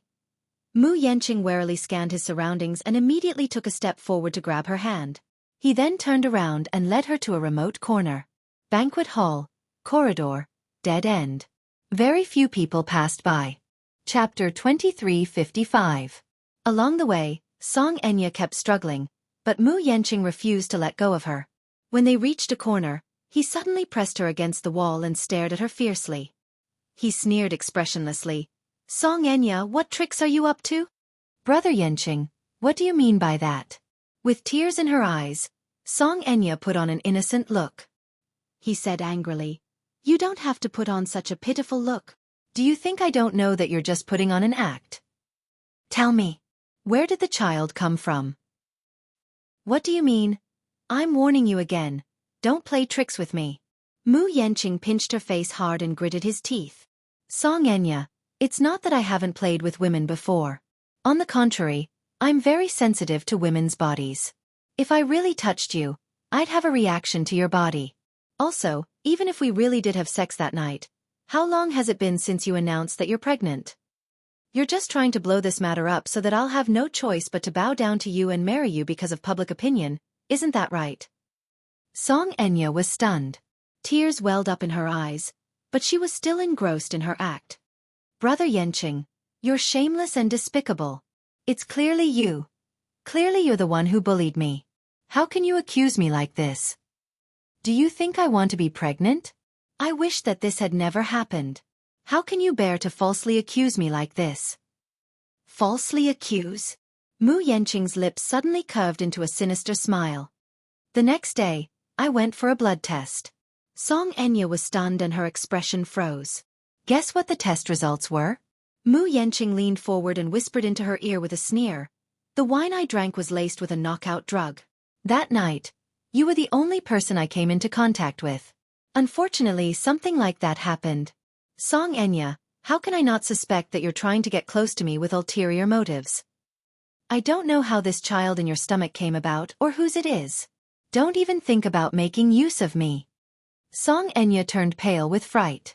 She did not expect him to be so astute as to go to the hospital for a checkup the next day after leaving the hotel.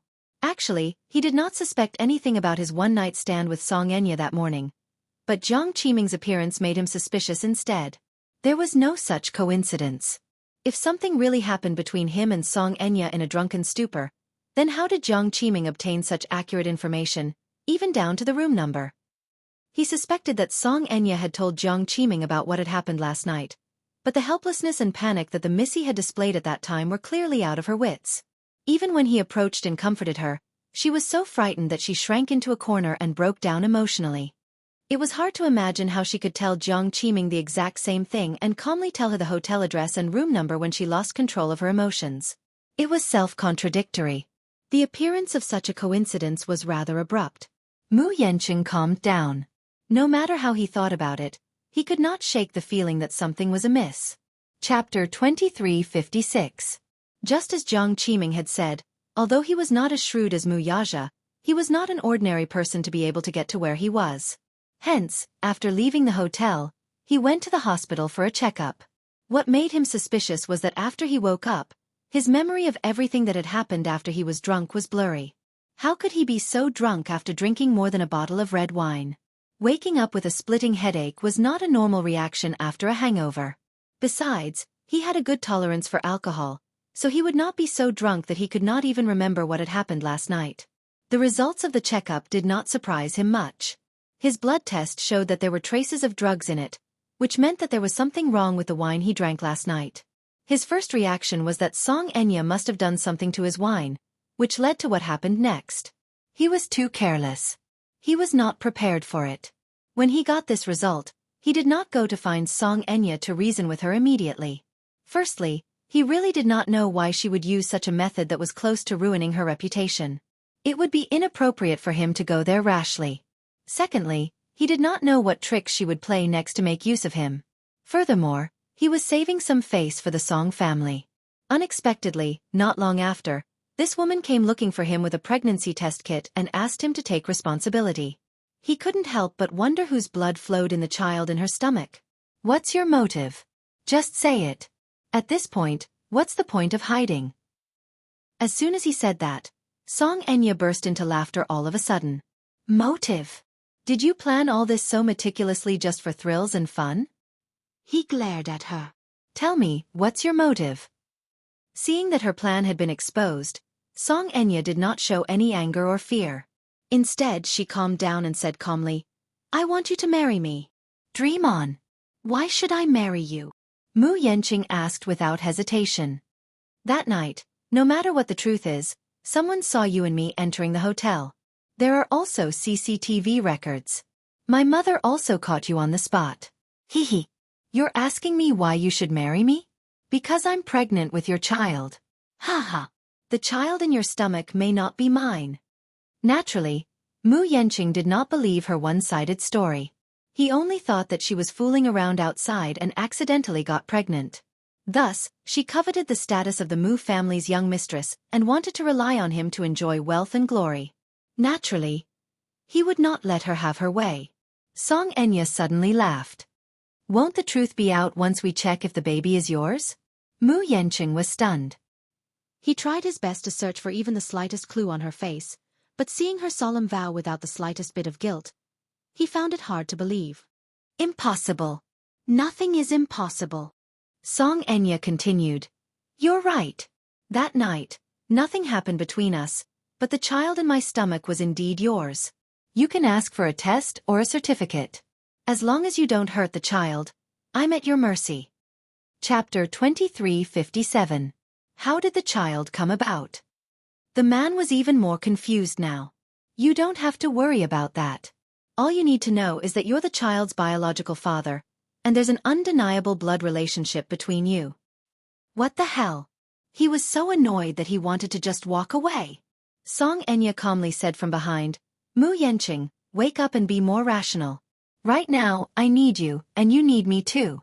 Don't count on the marriage alliance with the Lins anymore. Who do you think you are? An arrogant woman like Lin Shuya will never take a fancy to you. Don't you just want to be the head of the Mu family? Marry me, and with the Song family's power, we'll be able to help you. as long as you marry me. Mu Yanqing's footsteps paused, but he did not look back. After a moment of silence, he strode away. Xianxia tried to pull herself together until he was gone. Her body went limp and she leaned against the wall with her arms hanging limply by her side. Haha, how can I be so shameless? Forget it. Since I've already taken this step, there's no turning back. I can only get what I want by hook or by crook. When she returned to the banquet hall, Mu Yanqing was nowhere to be seen. Seeing her return, Lu Jingtian anxiously went up to her and asked worriedly, "Enya, what were you two doing just now?" I saw Mu Yanqing leave in a huff. He seemed to be very angry. It's nothing. I just had a showdown with him. Xianxia turned around and smiled elegantly. Jingtian, if I become the young mistress of the Mu family, will you give me your blessings? Why, of course. Lu Jingtian was stunned. Have you really let go of Brother Mu though? Don't you miss him anymore? Xianxia calmly replied, Naturally, I'll let go of what I shouldn't be thinking about. Jingtian, I'm no longer the old Xianxia. The old Xianxia is already dead. I know very well what I want now. Lu Jingtian was shocked. This woman has really changed. Mu Yanqing went straight back to the Mu residence and found Mu Linfeng in the study. He went into the study and locked the door. Then, he explained the matter in a concise and comprehensive manner. Second uncle, what should I do now? Mu Linfeng was momentarily stunned. Are you serious? She told me that directly. I'm also a little confused. That little girl from the Song clan actually did such a thing. Mu Linfeng did not doubt his nephew's words. Naturally, he did not believe that his nephew would mess with Xianxia. Mu Yanqing repeated himself. Second uncle, you must believe me. I really didn't do that. I know everything you said. What should we do now? Mu Yanqing was at a loss. Do I really have to marry her? Why? From what you've said, that girl from the Song family doesn't seem to be spouting nonsense. Her attitude was so firm, so the child in her belly must be yours. Now that technology is so advanced, it shouldn't be too difficult to confirm the child's identity. She must be fearless to say that. But I didn't do anything with her. There was none in the past, and there is none now. I don't even know where that child came from. Chapter 2358. After all, the older the ginger, the spicier it was. Mu Linfeng suddenly thought of this matter. I heard that the last disappeared for a while some time ago. After she came back, a series of things happened. Perhaps she used such means. Mu Yanqing was jolted awake. Only then did he realize that there was indeed such a loophole in the sperm bank. Second uncle, could it be that she took and went for an operation to get pregnant with my child through artificial insemination? Yes, that's possible. What should we do then? Mu Yanqing was instantly in a terrible fix. I don't want to marry her. A woman like her who was good at playing tricks would be intimidating to all men. Isn't it the same no matter who you marry? Since this matter has already happened, I'm afraid that the Song family will come knocking on our door and make things difficult for both sides. It's better to consider this matter at length. No matter what, I'll listen to second uncle's arrangements. Mu Yanqing expressed his sincerity. Mu Linfeng nodded in satisfaction. You can go back then. I still have a lot of things to worry about, so let's put this matter aside for now. Okay. Mu Yanqing stood up, nodded, and retreated. During the charity night, Lu Jingtian befriended a few producers and successfully obtained some good resources. One of them was a big movie that had recently started casting in full swing. This might be a good start for her. By the time she returned from an audition, it was already 11 p.m. When she passed by a pub, she parked her car at the side and asked a few of her best friends to have a drink. She sat in a private room on the second floor and quietly listened to the live broadcast. Just as she was feeling bored, she suddenly caught a glimpse of a dark figure slowly walking over from an unknown corner until it stopped beside her. Lu Jingtian's heart skipped a beat. She raised her head in alarm and suddenly met a pair of eyes that resembled black holes. A chilling, murderous aura assaulted her like invisible blades stabbing into her body. This person was not unfamiliar to her. Lu Jingtian recognized him at once. He was the man in black who had been tailing her that night. She was still wearing the hoodie she had worn that day. With the hood on her head, Her facial features were hidden in the shadows. Under the dim light, it was impossible to see her silhouette clearly. However, one could vaguely see the hideous scars on her face. Coupled with such a ferocious and terrifying face and the terrifying aura on his body, there was no doubt that he was a malicious spirit that had come to claim his life. Ah! Lu Jingtian's face turned pale with fright. She opened her mouth to let out a scream, but it was quickly silenced. She lowered her head in a daze and looked at the man's outstretched hand. A sharp dagger poked out from his sleeve and was pressed against her waist.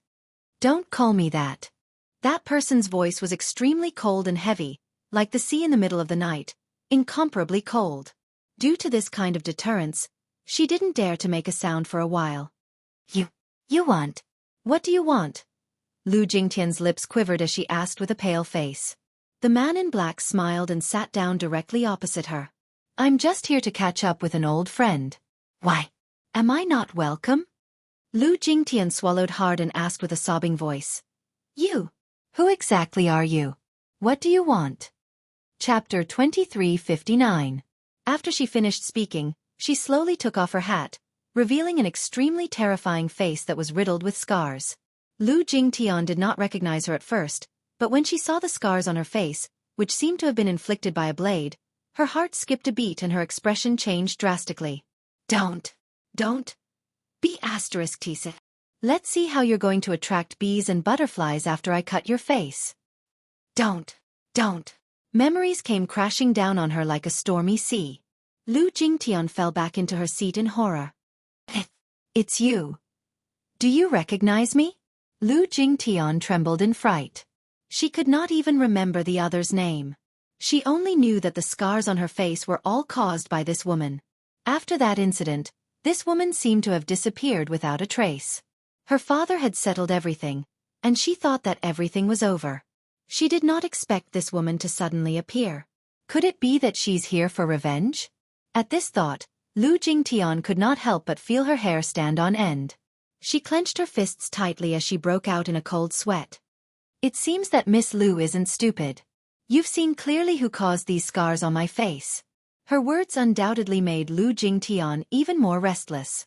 In contrast to her sitting on pins and needles, Yun Na was the opposite. She was calm and composed as she sat at the side. Slowly, she took out a bottle of transparent liquid from her pocket and poured it into a goblet. She gently swirled the liquid around but did not drink it.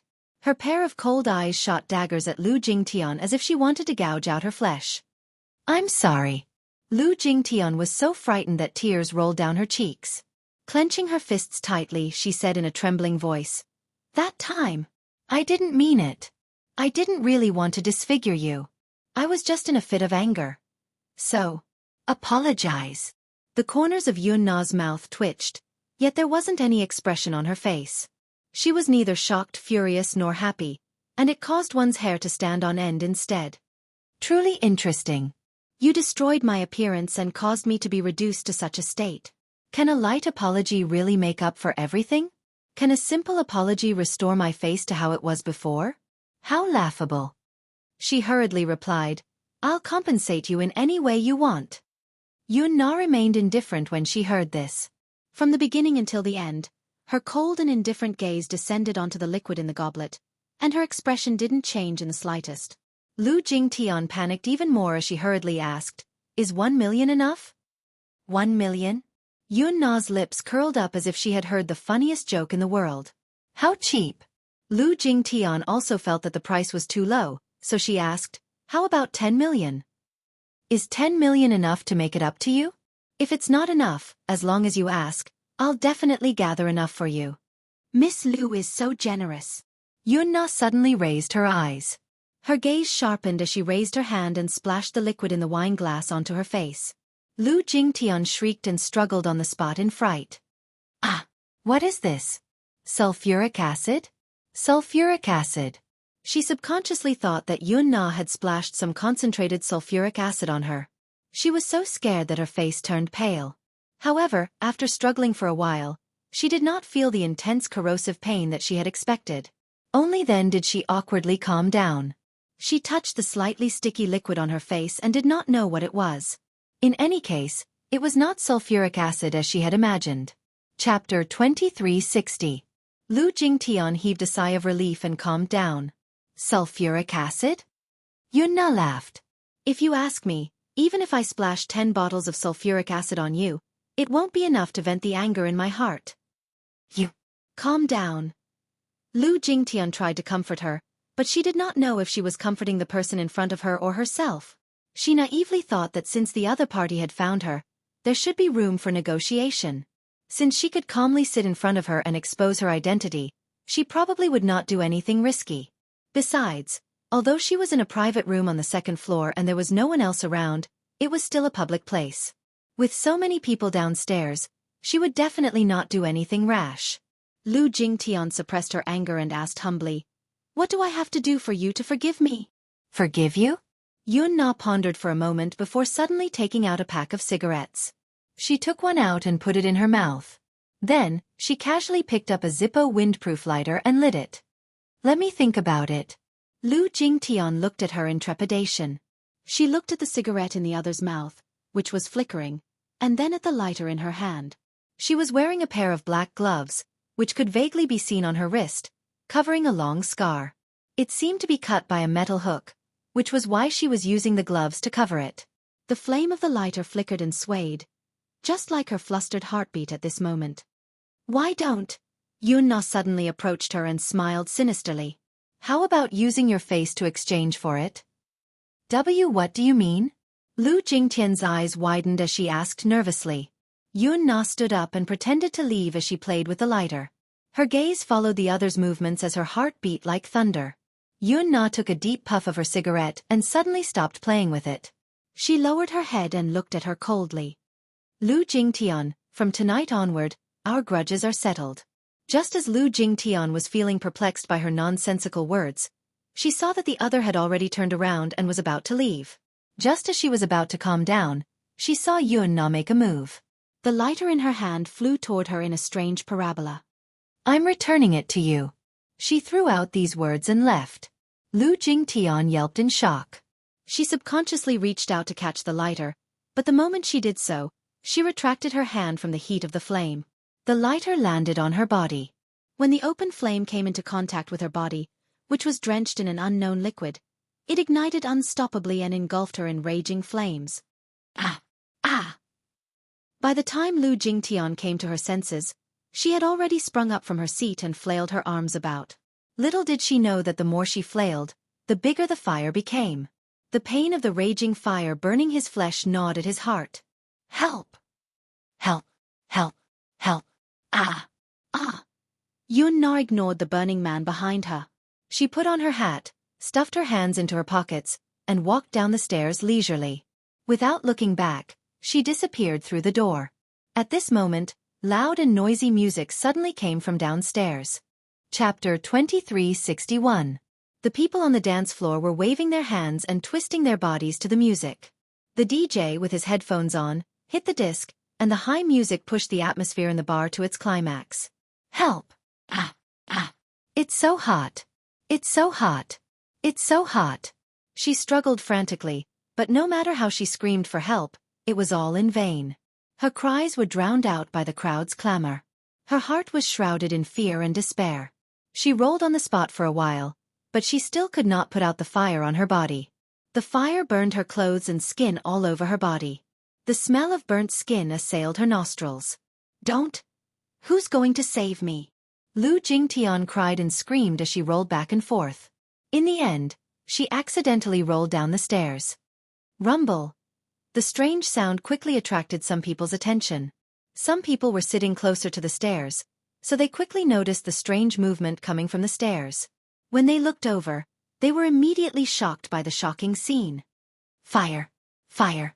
At first, they could not see clearly what the fire was. They only knew that it was on fire, but when someone took a closer look, he exclaimed, "There's someone inside!" Ah! I saw it too, she's on fire! Someone, come quickly! Get some water! At this point, Lu Jingtian was engulfed by the fire. Like a ball of fire, she rolled down the stairs and knocked her head on the steps. She fainted for a moment, but the pain of being burned by the fire soon woke her up and she howled wantonly in despair. Save me! Save me! No one responded. The atmosphere in the bar was at its climax. A small number of people were alarmed, but it did not attract much attention. A man cried for help for a long time, but no one responded. Most people were numbed by the alcohol and the loud music, so they did not hear his voice, which was drowned out by the rhythm and drums. It was only when the fire grew bigger and bigger that the wooden walls were ablaze and smoke spread that more and more people noticed this scene. "It's on fire! It's on fire! Run!" The DJ, who was standing on the stage, saw this scene.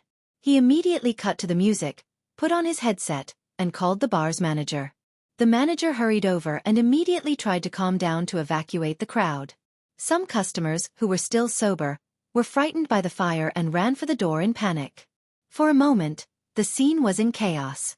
The crowd swarmed to the door like a swarm of bees, like an ebbing tide. 10 minutes later, the manager came with a foam fire extinguisher and walked to the fire.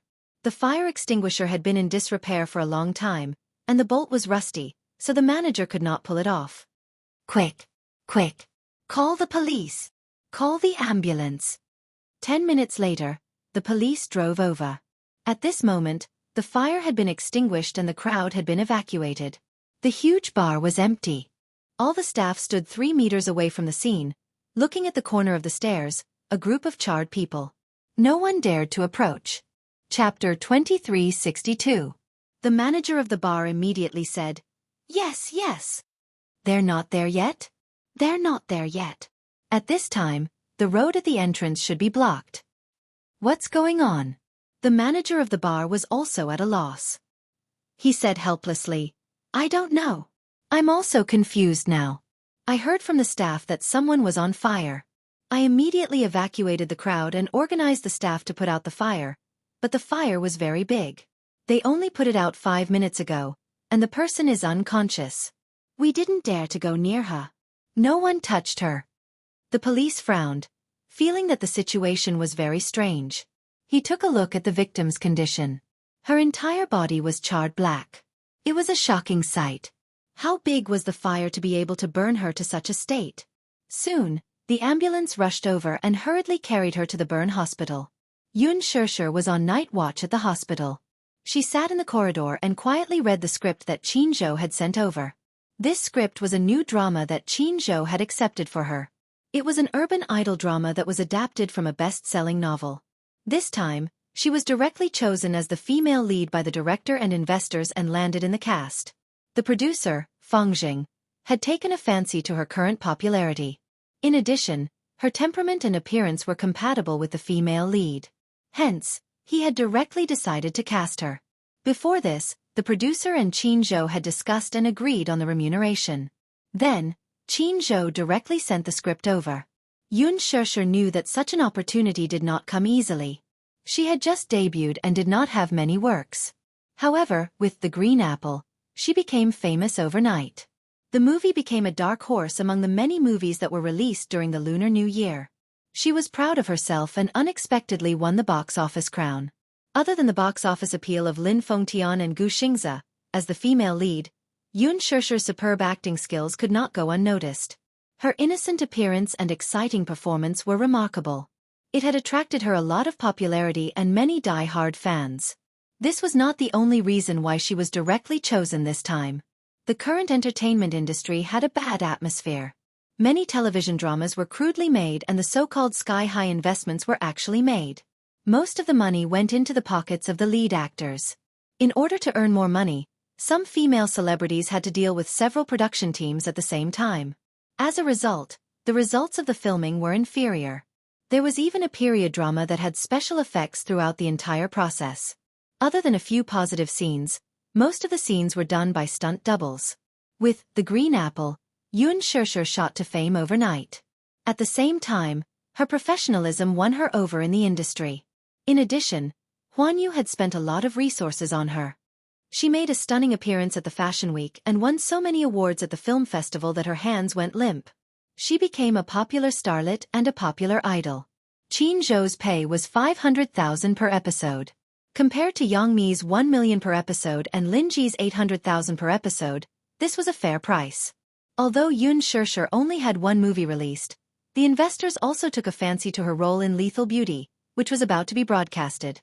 It was bound to bring her popularity to another level, and her potential was limitless. It was said that Xianxia had also heard a rumor. Initially, Lin Ji had taken a liking to this movie. She was willing to lower her salary and even used a lot of methods to snatch the role from her. Even after using a lot of connections, she still couldn't get the female lead role. Chapter 2363. The director insisted that the female lead role must be played by Xianxia. Because of this, Lin Ji was very unhappy. However, on second thought, the scenes of Lethal Beauty had already been completed and it was in post-production. Because it was a long-running drama, they decided to broadcast it while it was being produced. The weekly drama won the golden egg of a first-tier satellite channel. 3 episodes were broadcast consecutively every Saturday night at 8 p.m. Lin Ji thought to herself that Xiaxia's popularity might not rise even if she played the evil female lead role in the drama. On the other hand, she might be able to reach a higher level with Lethal Beauty. When that time came, she would not have to worry about not getting good scripts. Xianxia read the script and heard from Xianxia that the male lead was in contact with Xianxia. The supporting male lead was tailor-made for Hua Jin, so he had already been confirmed. Xianxia. He had been banned for a while. Apparently, Huan Yu had lifted the ban. When Xianxia heard the news, she felt very conflicted. When she thought about how Xianxia would have to act with him in the same scene, she could not help but feel awkward. Xianxia said that the reason why the investors chose Xianxia was because of the popularity of The Lucky Couple on Weibo. Many movie fans had been poisoned by The Green Apple, and were hoping that the golden couple would work together again. Lin Ji and Xianxia had formed an imaginary couple called The Love Diary. Although they had only recorded a few episodes, many fans supported them online. However, because of the ban, the show did not continue. After that, the other imaginary couples were mediocre. Movie fans strongly hoped that the lucky couple would appear on screen again. After the ban was lifted, the production team contacted Xianxia and said that they wanted to continue recording the show. However, Xianxia politely declined. Therefore, the investors had their eyes on the potential market of the lucky couple, and were now negotiating with Xianxia. The influence of The Green Apple was not to be underestimated. Although the movie had already been taken offline, its popularity was still there. This gave Lin Fengtian a big surprise. After intense voting online, Xianxia and Xianxia became the hottest on-screen couple. Xianxia focused on the script, tucking her bangs behind her ears from time to time. Xianxia. When Xianxia heard someone call her name, she looked up in confusion and saw Ji Lin looking at her in surprise from the end of the corridor. Director Ji? Xianxia, who was in the man's eyes, was surprised. Ji Lin smiled. It's so late and you're still in the hospital? Keeping vigil for Dad? She nodded and asked, Why are you here? Something happened to one of my artists, so I'm here to deal with it. What happened? Ji Lin paused for a moment before shaking his head. I received a call saying that Lu Jingtian was injured in a fire, so I rushed over. She's still in the operating room now, and her condition isn't optimistic. Burned by fire. Xianxia furrowed her brows in surprise. How did this happen? Did something happen? Ji Lin shook his head, looking equally confused. I was resting at home when the police called and told me to inform Jingtian's family that she's in the hospital with burns. I'll have to go to the police station later to find out what happened. Chapter 2364. It was too strange. It did not seem to be a peaceful year recently. First, her father was splashed with sulfuric acid, followed by Lu Jingtian being burned and sent to the emergency room. It was really unbelievable. After exchanging some pleasantries, Ji Lin left in a hurry. Xianxia sat on the bench, no longer in the mood to read the script. She stood at the door of the ward and stared blankly at Yunyeqing, who was lying on the bed with furrowed brows. Gong Jie quickly rushed over. According to their agreement, he would take over at 1 in the morning. Xianxia would go back to rest and take over at 9 in the morning. Someone would take care of her during the day, so she did not have to worry. At 1 o'clock, Gong Jie rushed over with supper for her and reminded her to go back and rest early. Xianxia nodded stiffly. Just as she was about to leave, Gong Jie pulled her back. Wait. HM? Xianxia turned around, looking confused. What's wrong? Gong Jie was worried. You look absent-minded today. Is there something on your mind? Xianxia was stunned for a moment before replying. Nothing. I just accepted a script and am immersed in the plot. Gong smiled. You're so dedicated to your work? Not at all. He walked up to her and planted a kiss on her forehead. Good night kiss. He only had this opportunity because Mu Yaja was not around. It was really not easy. Xianxia smiled. Gong Jie reminded her again. It's already so late. Put the script aside and go back to sleep early, okay? Okay. I know. Thank you for your hard work. It's not hard at all to serve my sister. Xianxia smiled and then turned to leave the floor where Yun Yecheng was. She did not return to the hotel to rest immediately, though. Instead, she went to the emergency room. Lu Jingtian's family members had already rushed over on the bench outside the emergency room. 7 to 8 of them sat there with heavy expressions. A middle-aged man impatiently paced back and forth outside the ward, looking extremely anxious. Judging from his flustered expression, he must be Lu Jingtian's father. What the hell is going on? Our Tiantian. How did she get burned out of nowhere? The 2 young girls beside her hurriedly comforted her. Auntie, don't worry. Jingtian will be fine. Heaven helps the worthy. God will definitely bless her. Tian called me and told me that she wanted to have a drink with you guys. Were you there when it happened? No, another woman said. When we arrived, the bar had already been cleared. There were people guarding the door, so we couldn't get in. We thought that something had happened.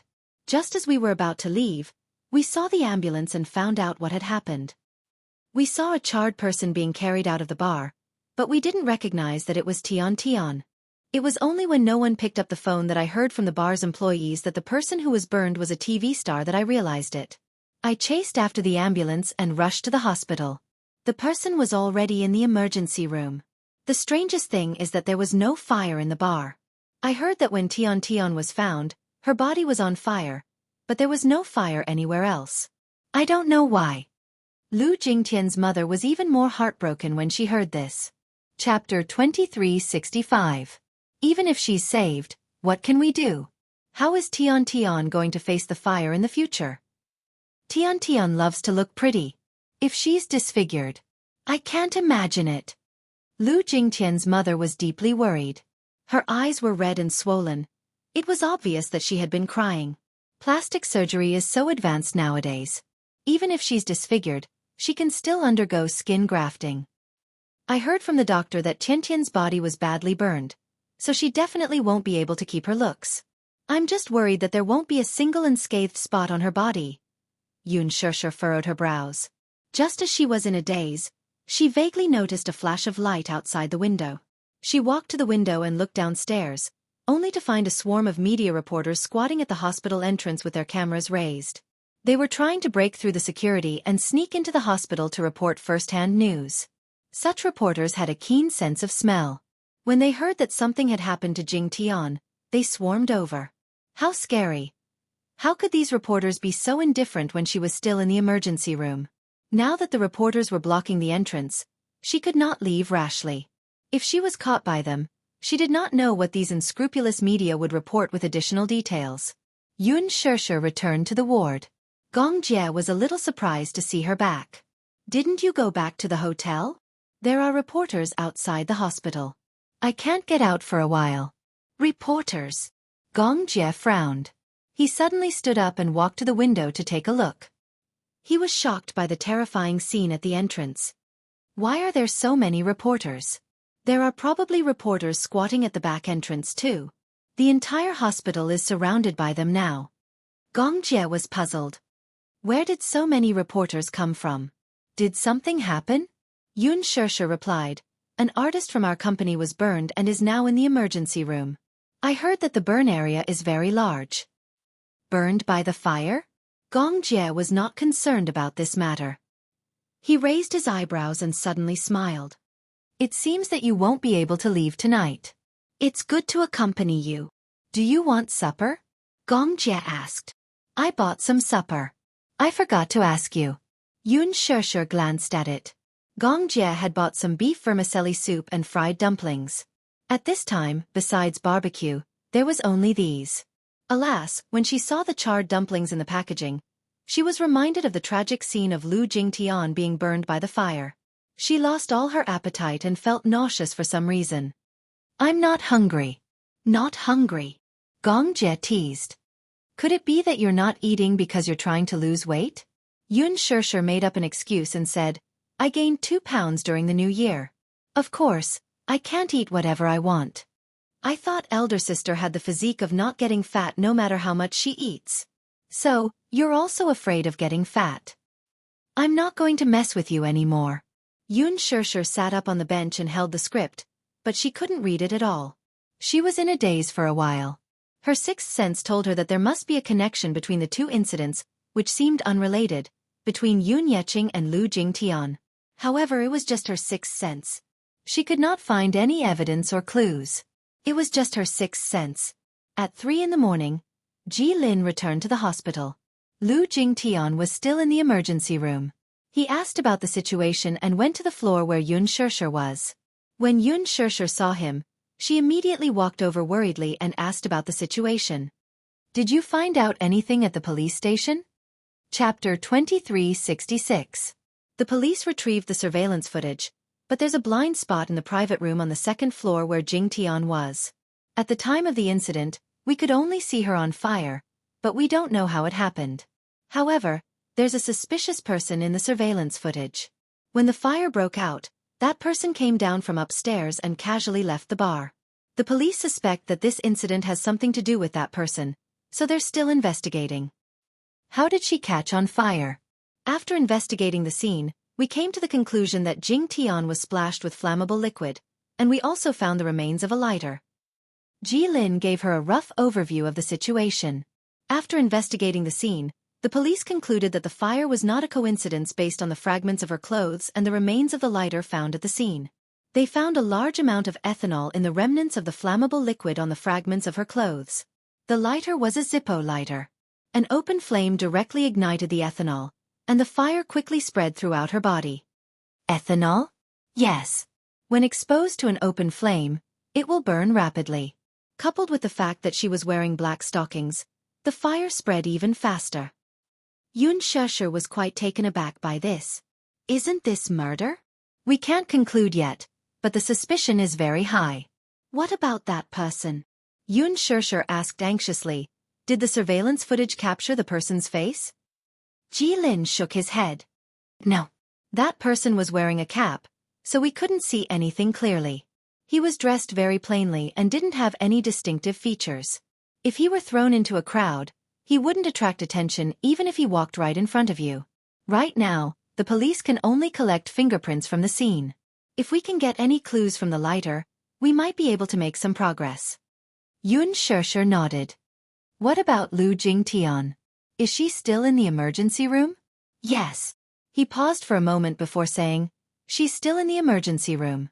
We don't know if she'll survive. Is it that serious? Xianxia was reminded of Yun Yeqing's condition in the emergency room. Every minute and every second was torturous. It's too cruel. If it's really murder, why use such a cruel method? It must be very painful to be burned like that. The doctor said that 85% of Jingtian's body was burned. This is just a preliminary estimate. It could be more. 85%. What did it mean to have such a large area of burns? He had already been burnt to a crisp. Xianxia shuddered at the thought of the cruel acts of the murderer. Ji Lin said, when I came in, I saw a lot of reporters waiting at the door. I'm afraid you won't be able to leave tonight. Those reporters are always the first to hear the news. The competition in the media industry is fierce now. Coupled with the fact that the market has been declining over the years, for the sake of traffic and click-through rates, those reporters are dying to get first-hand reports. They're not giving up. Ji Lin added, Xianxia, you have to be careful too. The company will also send more people to protect you. I have to rush back to the company right away to hold a meeting. Now that Jingtian is in such a situation, we have to do some public relations as soon as possible. Yes. Be careful on the road. After Ji Lin left, Xianxia sat on the bench with a gloomy expression. No one knew what she was thinking. Chapter 2367. After Ji Lin left, Xianxia sat on the bench with a gloomy look on her face. No one knew what she was thinking about. Seeing this, Gongjie quietly picked up a fried dumpling and fed it to her. Xianxia was shocked. Suppressing her discomfort, she swallowed the fried dumpling and glared at him. "Hey! What are you doing? What are you thinking about?" Xianxia pursed her lips but did not say anything. Gongjie rubbed her head. "She's just an irrelevant person. There's no need to let your imagination run wild because of her. I just have a bad feeling." "Don't let your imagination run wild." Gongjie pulled her into his arms and patted her shoulder gently. "Don't worry. With me around, no one will hurt you." "Xiaojie." "Yes. Do you remember that I mentioned to you that I have an adoptive mother? She and my father have a daughter called Yun-Na. I don't really remember her name, but I heard you mention it."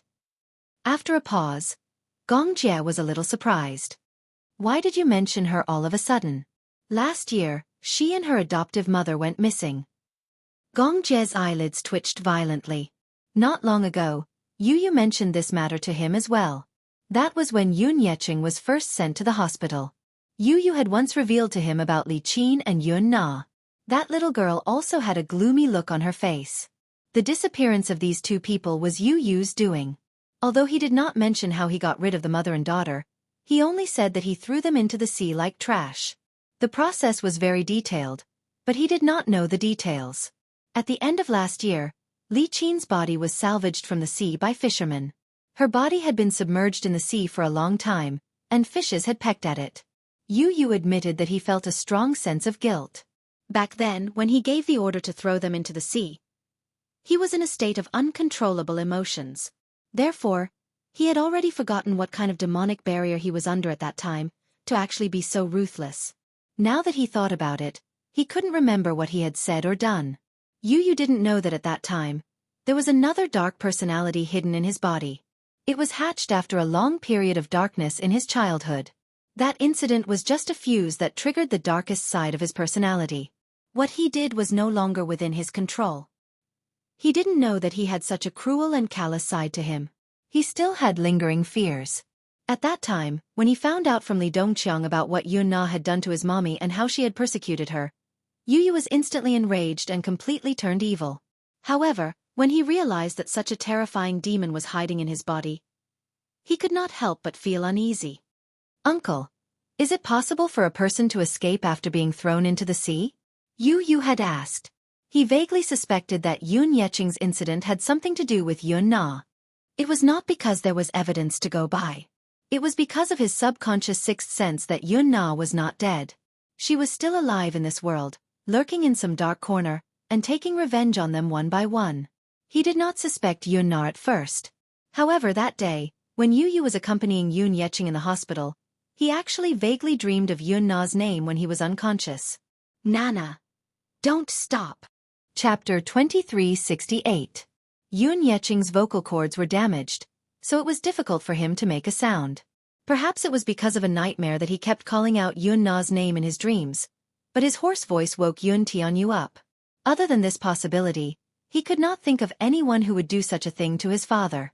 Hence, Yu had been secretly investigating this matter for the past few days. Mu Yaja also instructed the police to investigate Yun Na's whereabouts as soon as possible. Before this, Yun Na had been registered as a missing person, but once she was listed as a missing person, it proved that the police were helpless and could not find any trace of her. There had been no news of her all this while. News of Lu Jingtian's injury spread like wildfire. More and more media outlets gathered outside the hospital to follow up on the incident. Television stations, the internet, and media outlets were all reporting on the progress of this matter. While Yun Shirshir was browsing Weibo, Lu Jingtian's burn had become the top trending topic. However, the hospital was heavily guarded, and Lu Jingtian's father was not someone to be trifled with. With his daughter's safety unknown, how could he allow those hateful media outlets to disturb him? Hence, he hired bodyguards to guard the entrance. Not even a fly or a mosquito could enter, let alone a living person. Many media outlets' methods were impossible to guard against. Some even disguised themselves as patients or family members to sneak into the hospital. He also sent people to set up a perimeter a few meters away from the operating room to prevent anyone from getting close. Huanyu's artist, Lu Jingtian, accidentally set herself on fire on the night of February 16th, causing 85% of her body to be burned. She is still in the emergency room and is still in critical condition. According to the doctor, her vocal cords are severely damaged and she can't speak. There's a possibility that she might lose her voice. On the night of the incident, the scene captured by the bar's surveillance cameras has already spread on various major websites and entered everyone's sight.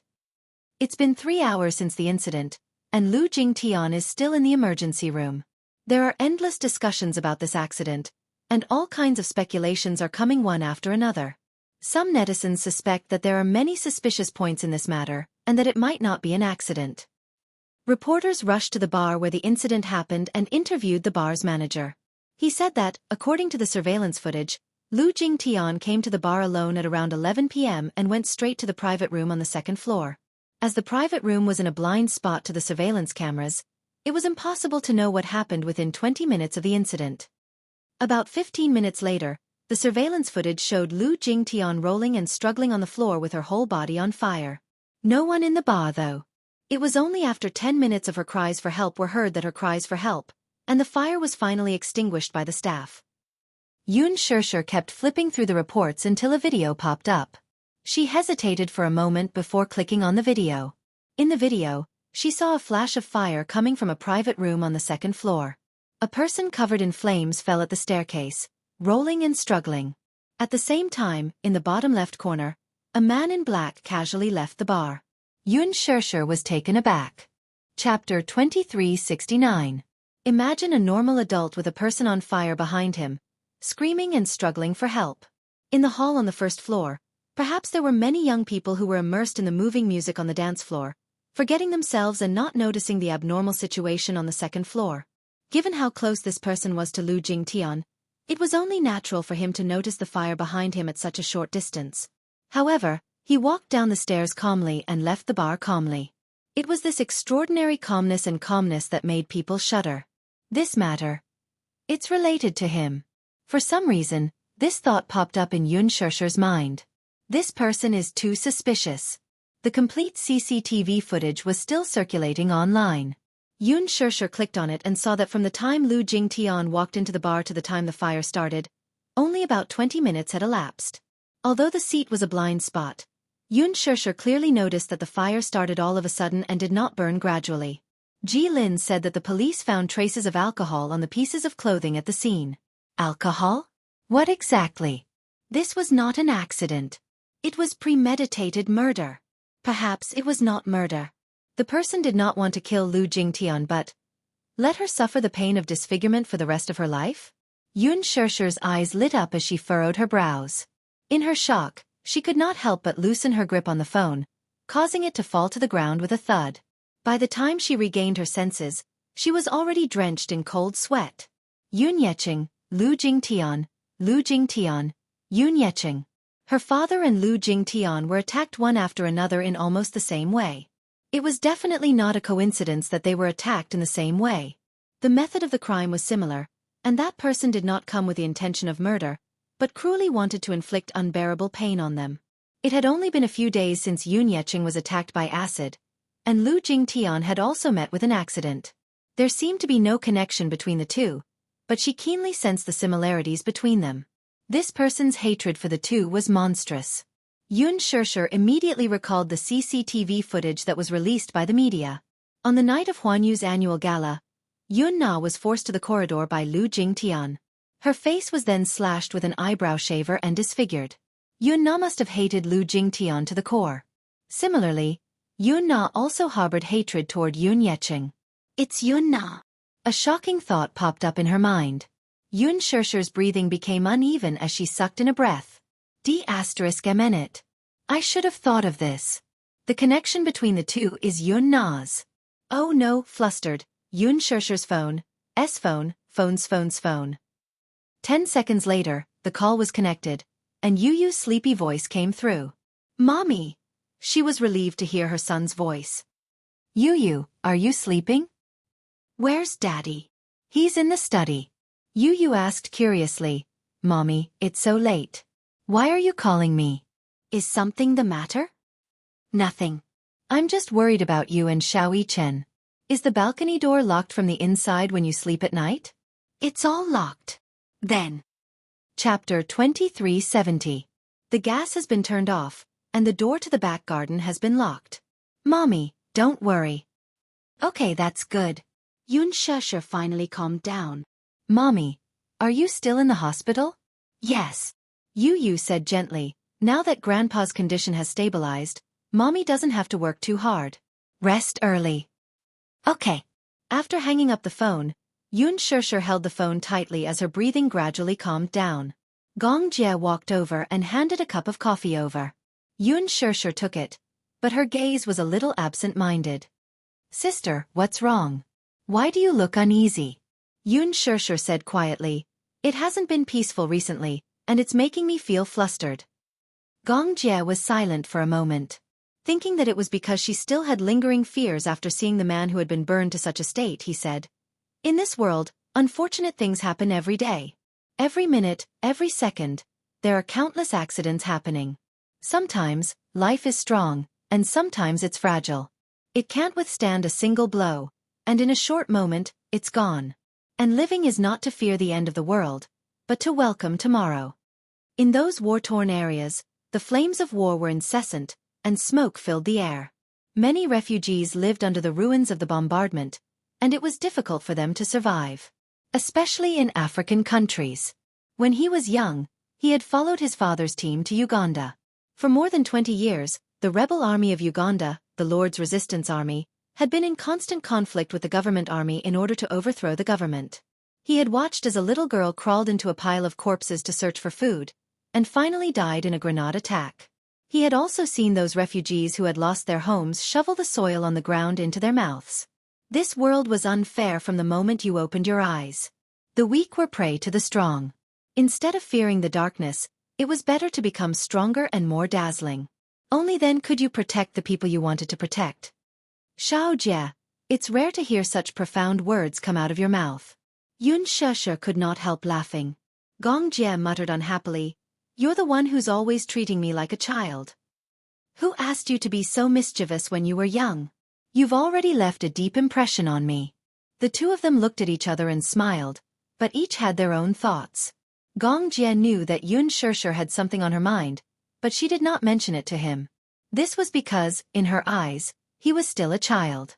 Moreover, she did not understand his identity and background. She did not know that the Gong family was very powerful. The Gong family was cruel, which was why he didn't want to mention the Gong family. Jianghu silently glanced at Xianxia. Seeing that she was troubled, he narrowed his eyes. Sis, you haven't changed at all. Jianghu leaned back. Do you remember when you were young? You were wronged outside and came back crying. When you reached the door, you wiped away your tears and entered. You never told me what you were wronged or what was on your mind. Xianxia pursed her lips. You were so impulsive when you were young. If I told you, wouldn't you beat the child who provoked me until he was crippled? So what? Chapter 2371.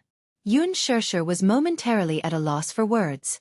Jianghu's lips suddenly curled into a smile. You're always keeping your worries to yourself. It makes you feel lonely.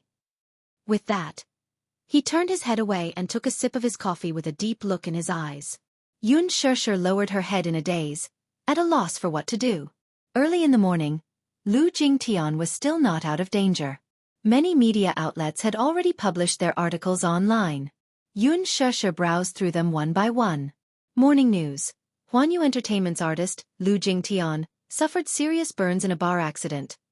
A reporter at the hospital reported that Huanyu's famous actress, Lu Jingtian, suffered burns all over her body in an accident at a bar last night. She was sent to the burn hospital for treatment. According to preliminary reports, her life is still in danger due to the large area and severity of the burns. Chengguang Entertainment. Lu Jingtian's burn area is 85%. Her life is still in danger and she might be disfigured. Currently, the famous actress is still in the intensive care unit. According to the bar manager, Lu Jingtian came to the bar alone and went straight to the second floor. 20 minutes later, she rolled down the stairs, covered in flames, and struggled to call for help. It was reported that she was wearing a chemical fiber outfit at the time of the accident. The fire spread quickly. The bar's emergency response was not timely. By the time the fire was extinguished, she had already lost consciousness. Starlight News. Bar responds to Lu Jingtian's self-immolation incident, denies responsibility, and says that it was because the actress was in a surveillance camera's blind spot. There were no other customers on the second floor at the time, so the fire was not immediately discovered. The bar manager responded that the actress might have been playing with a lighter when the lighter leaked, but the fire spread all over her body in a few seconds. The bar staff put out the fire immediately, evacuated the crowd, and called the police for an ambulance. Huan Yu's official Weibo was silent, and there was no announcement so far. Many netizens left comments questioning, can a lighter really set the whole body on fire in an instant? Although her clothes are made of flammable material, it shouldn't spread all over her body in an instant. Shouldn't a normal person put out the fire or call for help in time when their clothes are on fire? However, looking at the surveillance camera, the fire spread all over her body in an instant. She didn't even have a chance to save herself. I don't believe that a lighter can set off such a big fire in an instant. The incident happened a few hours ago, and Huan Yu still hasn't made any statement. There's not even an announcement. What are they doing? Unless the clothes were splashed with gasoline or flammable liquid, they would only catch fire when exposed to an open flame. How scary! I heard that Lu Jingtian was badly burned, including her vocal cords. I don't know if she'll be able to speak in the future. At first, I thought it was suicide. But if it was really suicide, who would use such a cruel method? It's not like he's a follower of a cult. Moreover, who would purposely to the bars to commit suicide? I watched the video carefully. There's a person in black in it, but I can't tell if it's a man or a woman. When Lu Jingtian caught fire, he happened to be walking down from the second floor. He looked so calm that it's scary. It's hard not to link him to this incident. Could it be premeditated murder? The netizens discussed animatedly. Chapter 2372.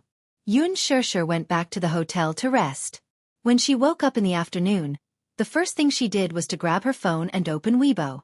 Huan Yu's official Weibo had already made an announcement. Huan Yu Entertainment. To all our fans, we received a very unexpected piece of news last night. Lu Jingtian, the deerneck, was unfortunately burned in an accident at a bar with a friend last night. She is currently receiving treatment at the burn hospital. When the company received the news, they immediately rushed to the hospital to visit her. Her family members also rushed over. Even now, her life is still in danger and she is still undergoing emergency treatment. We can only pray silently that she can get through this life-threatening situation and recover as soon as possible. Let us pray for her and pray for her speedy recovery. Candle. This Weibo post was posted at 1 p.m. In just 2 hours, it was forwarded more than 100,000 times and left hundreds of thousands of comments. A group of keyboard warriors angrily scolded under the post. As a signed management company, they actually released an announcement 10 hours later than the other news outlets. Isn't their attitude too negligent? They didn't mention the outcome of this incident and just said that it was an accident. Gosh, is this really just an accident? For such a big company, their PR skills are just passable. They should at least briefly explain what happened, right? This announcement is really baffling. Xianxia put down her phone and suddenly made a call to Wuxia. When the call connected, Xianxia hurriedly said, "Do you remember that I have a sister called Yunna?" "Yes. Can you help me check her whereabouts?" "In the basement of the villa." Yunna entered the room, took off her black clothes, and sat on the bed. She casually picked up the remote control on the bedside table and turned on the TV. The scene changed to the news channel. As expected, Lu Jingtian's accident was the talk of the town. Every TV station was vying to report it. Yunna leaned against the headboard coldly. How ironic. Yun Yecheng, who had also met with an accident, was still lying in the hospital without the media's attention. As a public figure, Lu Jingtian, on the other hand, had caused quite a stir. Netizens were paying attention to her, and the media's tracking reports were all over the place. She casually picked up an apple, picked up a small knife from the drawer, and casually peeled it. A ghastly scar could be seen at the edge of his sleeve. It was obvious that it had been pierced deeply by some barb. Halfway through peeling, there was a knock on the door. Yunna glanced at the door. She stood up and walked over to open the door. A woman with heavy makeup stood outside the door. She was wearing a graceful and luxurious coat, and her eyes sized Yun Na up. Yun Na, you're really cool. You've caused such a big commotion all of a sudden. Yun Na glanced at her, and there was finally a trace of expression on her cold face. With a faint smile, she turned sideways and welcomed her in. She seemed to be quite polite to this woman, but she didn't show much respect. Her attitude was neither cold nor warm. What about women? As if she was used to it, she walked into the room. This was the place that this woman had arranged for her. It was the basement of the villa. It used to be used as a wine cellar to store wine. Now, it was separated by a small room. She had arranged it simply for her to stay. Chapter 2373. The woman was obviously very displeased with Yun Na's actions last night. She closed the door and said coldly, "I saw today's news." Yun Na nodded. "Oh." The woman became angrier at her indifferent response. She sat on the sofa and raised her head to reprimand her. "You're too reckless. Do you know how dangerous it is for you to do this?" The TV behind them was showing Lu Jingtian's tracking report. The scene was switched to the hospital, and a reporter was explaining eloquently. According to reports, the scene of the incident was a mess. The police found traces of alcohol on Lu Jingtian's clothes. The initial suspicion is that the fire was caused by a flammable liquid coming into contact with an open flame. A lighter was found at the scene. The police are trying to get fingerprints from it. The relevant authorities are carrying out further investigation. The woman picked up the remote control and turned off the TV. "Aren't you afraid of arousing her suspicion by being so reckless?" Yun Na raised an eyebrow but did not say anything. "Don't act on your own for the time being. Listen to my arrangements and find the right time to act. I'm worried that she'll be on her guard. If you act on your own at that time, don't be like a lamb in a tiger's den. I still have a use for you. Don't act in a fit of anger." "Got it." The woman suddenly thought of something and ordered, "Let me see your hands." Yun Na did not say anything and stretched out her hands in front of the woman for her to take a look. "Let me see your fingers." Yun Na stretched out her 10 fingers. Out of the 10 fingers on her pair of hands, a part of her right thumb and left index finger had been cut off by a knife. The other fingers seemed to have been scalded by a high temperature and had already healed.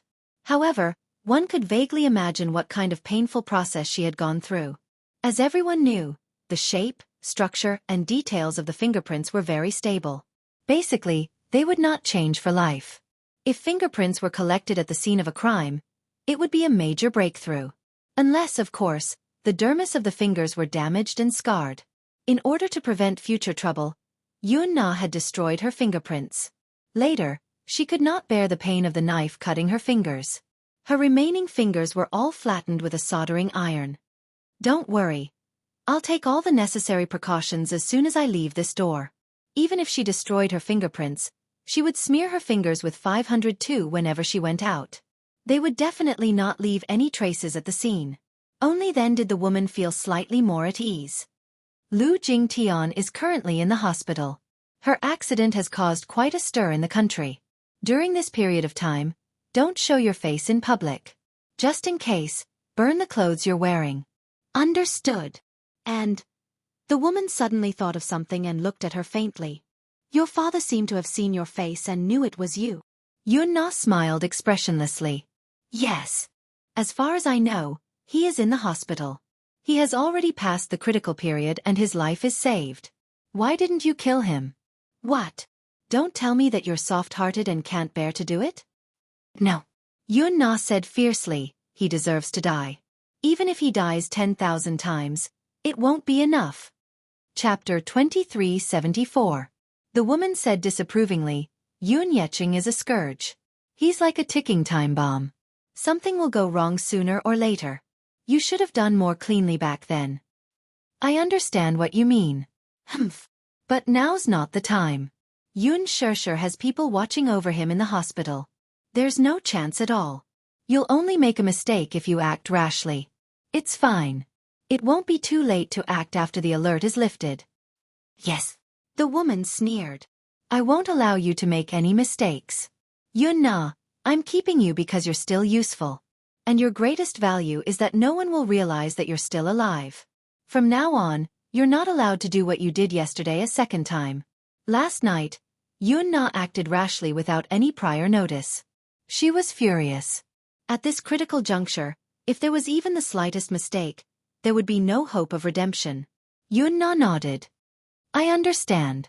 I'll be careful. All right, I won't stay any longer. Don't go out for the next few days. If you need anything, just call this number. Someone will send it to you. After saying that, the woman threw a business card on the bedside table, stood up, and left gracefully in her high heels. The door closed again. Yun Na locked the door and returned to bed. She turned on the television and watched the surveillance footage on the screen. The TV station had deliberately circled the figure in black and analyzed it repeatedly. There were different opinions. She glanced at it and suddenly curled her lips into a cold smile, revealing a row of white teeth. Her smile was sinister and strange. In the past few days, Yun Yeqing's body had gradually recovered. The infection had stabilized, and he had safely passed the critical stage. This week, he would undergo his third skin transplant surgery. Other than preserving his eyelids and eyeballs, some functional skin grafts could at least restore his appearance to a certain extent if the situation was optimistic. He had severe burns all over his body, and his face was disfigured. The hospital could only use skin grafts to transplant the skin from his buttocks to his face for the first stage of cosmetic restoration. Yun Yeqing had been in a coma. He woke up intermittently a few times, but he could not open his mouth or even eat smoothly. He could only rely on nutrient fluids to sustain himself. Xianxia was allowed to enter the ward to accompany her. As soon as she stepped into the ward, she saw her father covered in white ointment.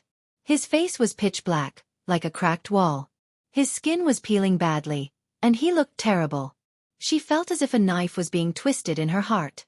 During the night watch, she was reading the script, but she couldn't calm down. Whenever Yun Yeqing was unconscious, he would let out a painful and broken sound from his throat, which was heart-wrenching. However, his vocal cords had been burned, so he couldn't make any sound other than a faint gasp. The pain of being corroded by sulfuric acid was not something an ordinary person could imagine. Even with a few injections of painkillers, it was difficult for him to sleep soundly.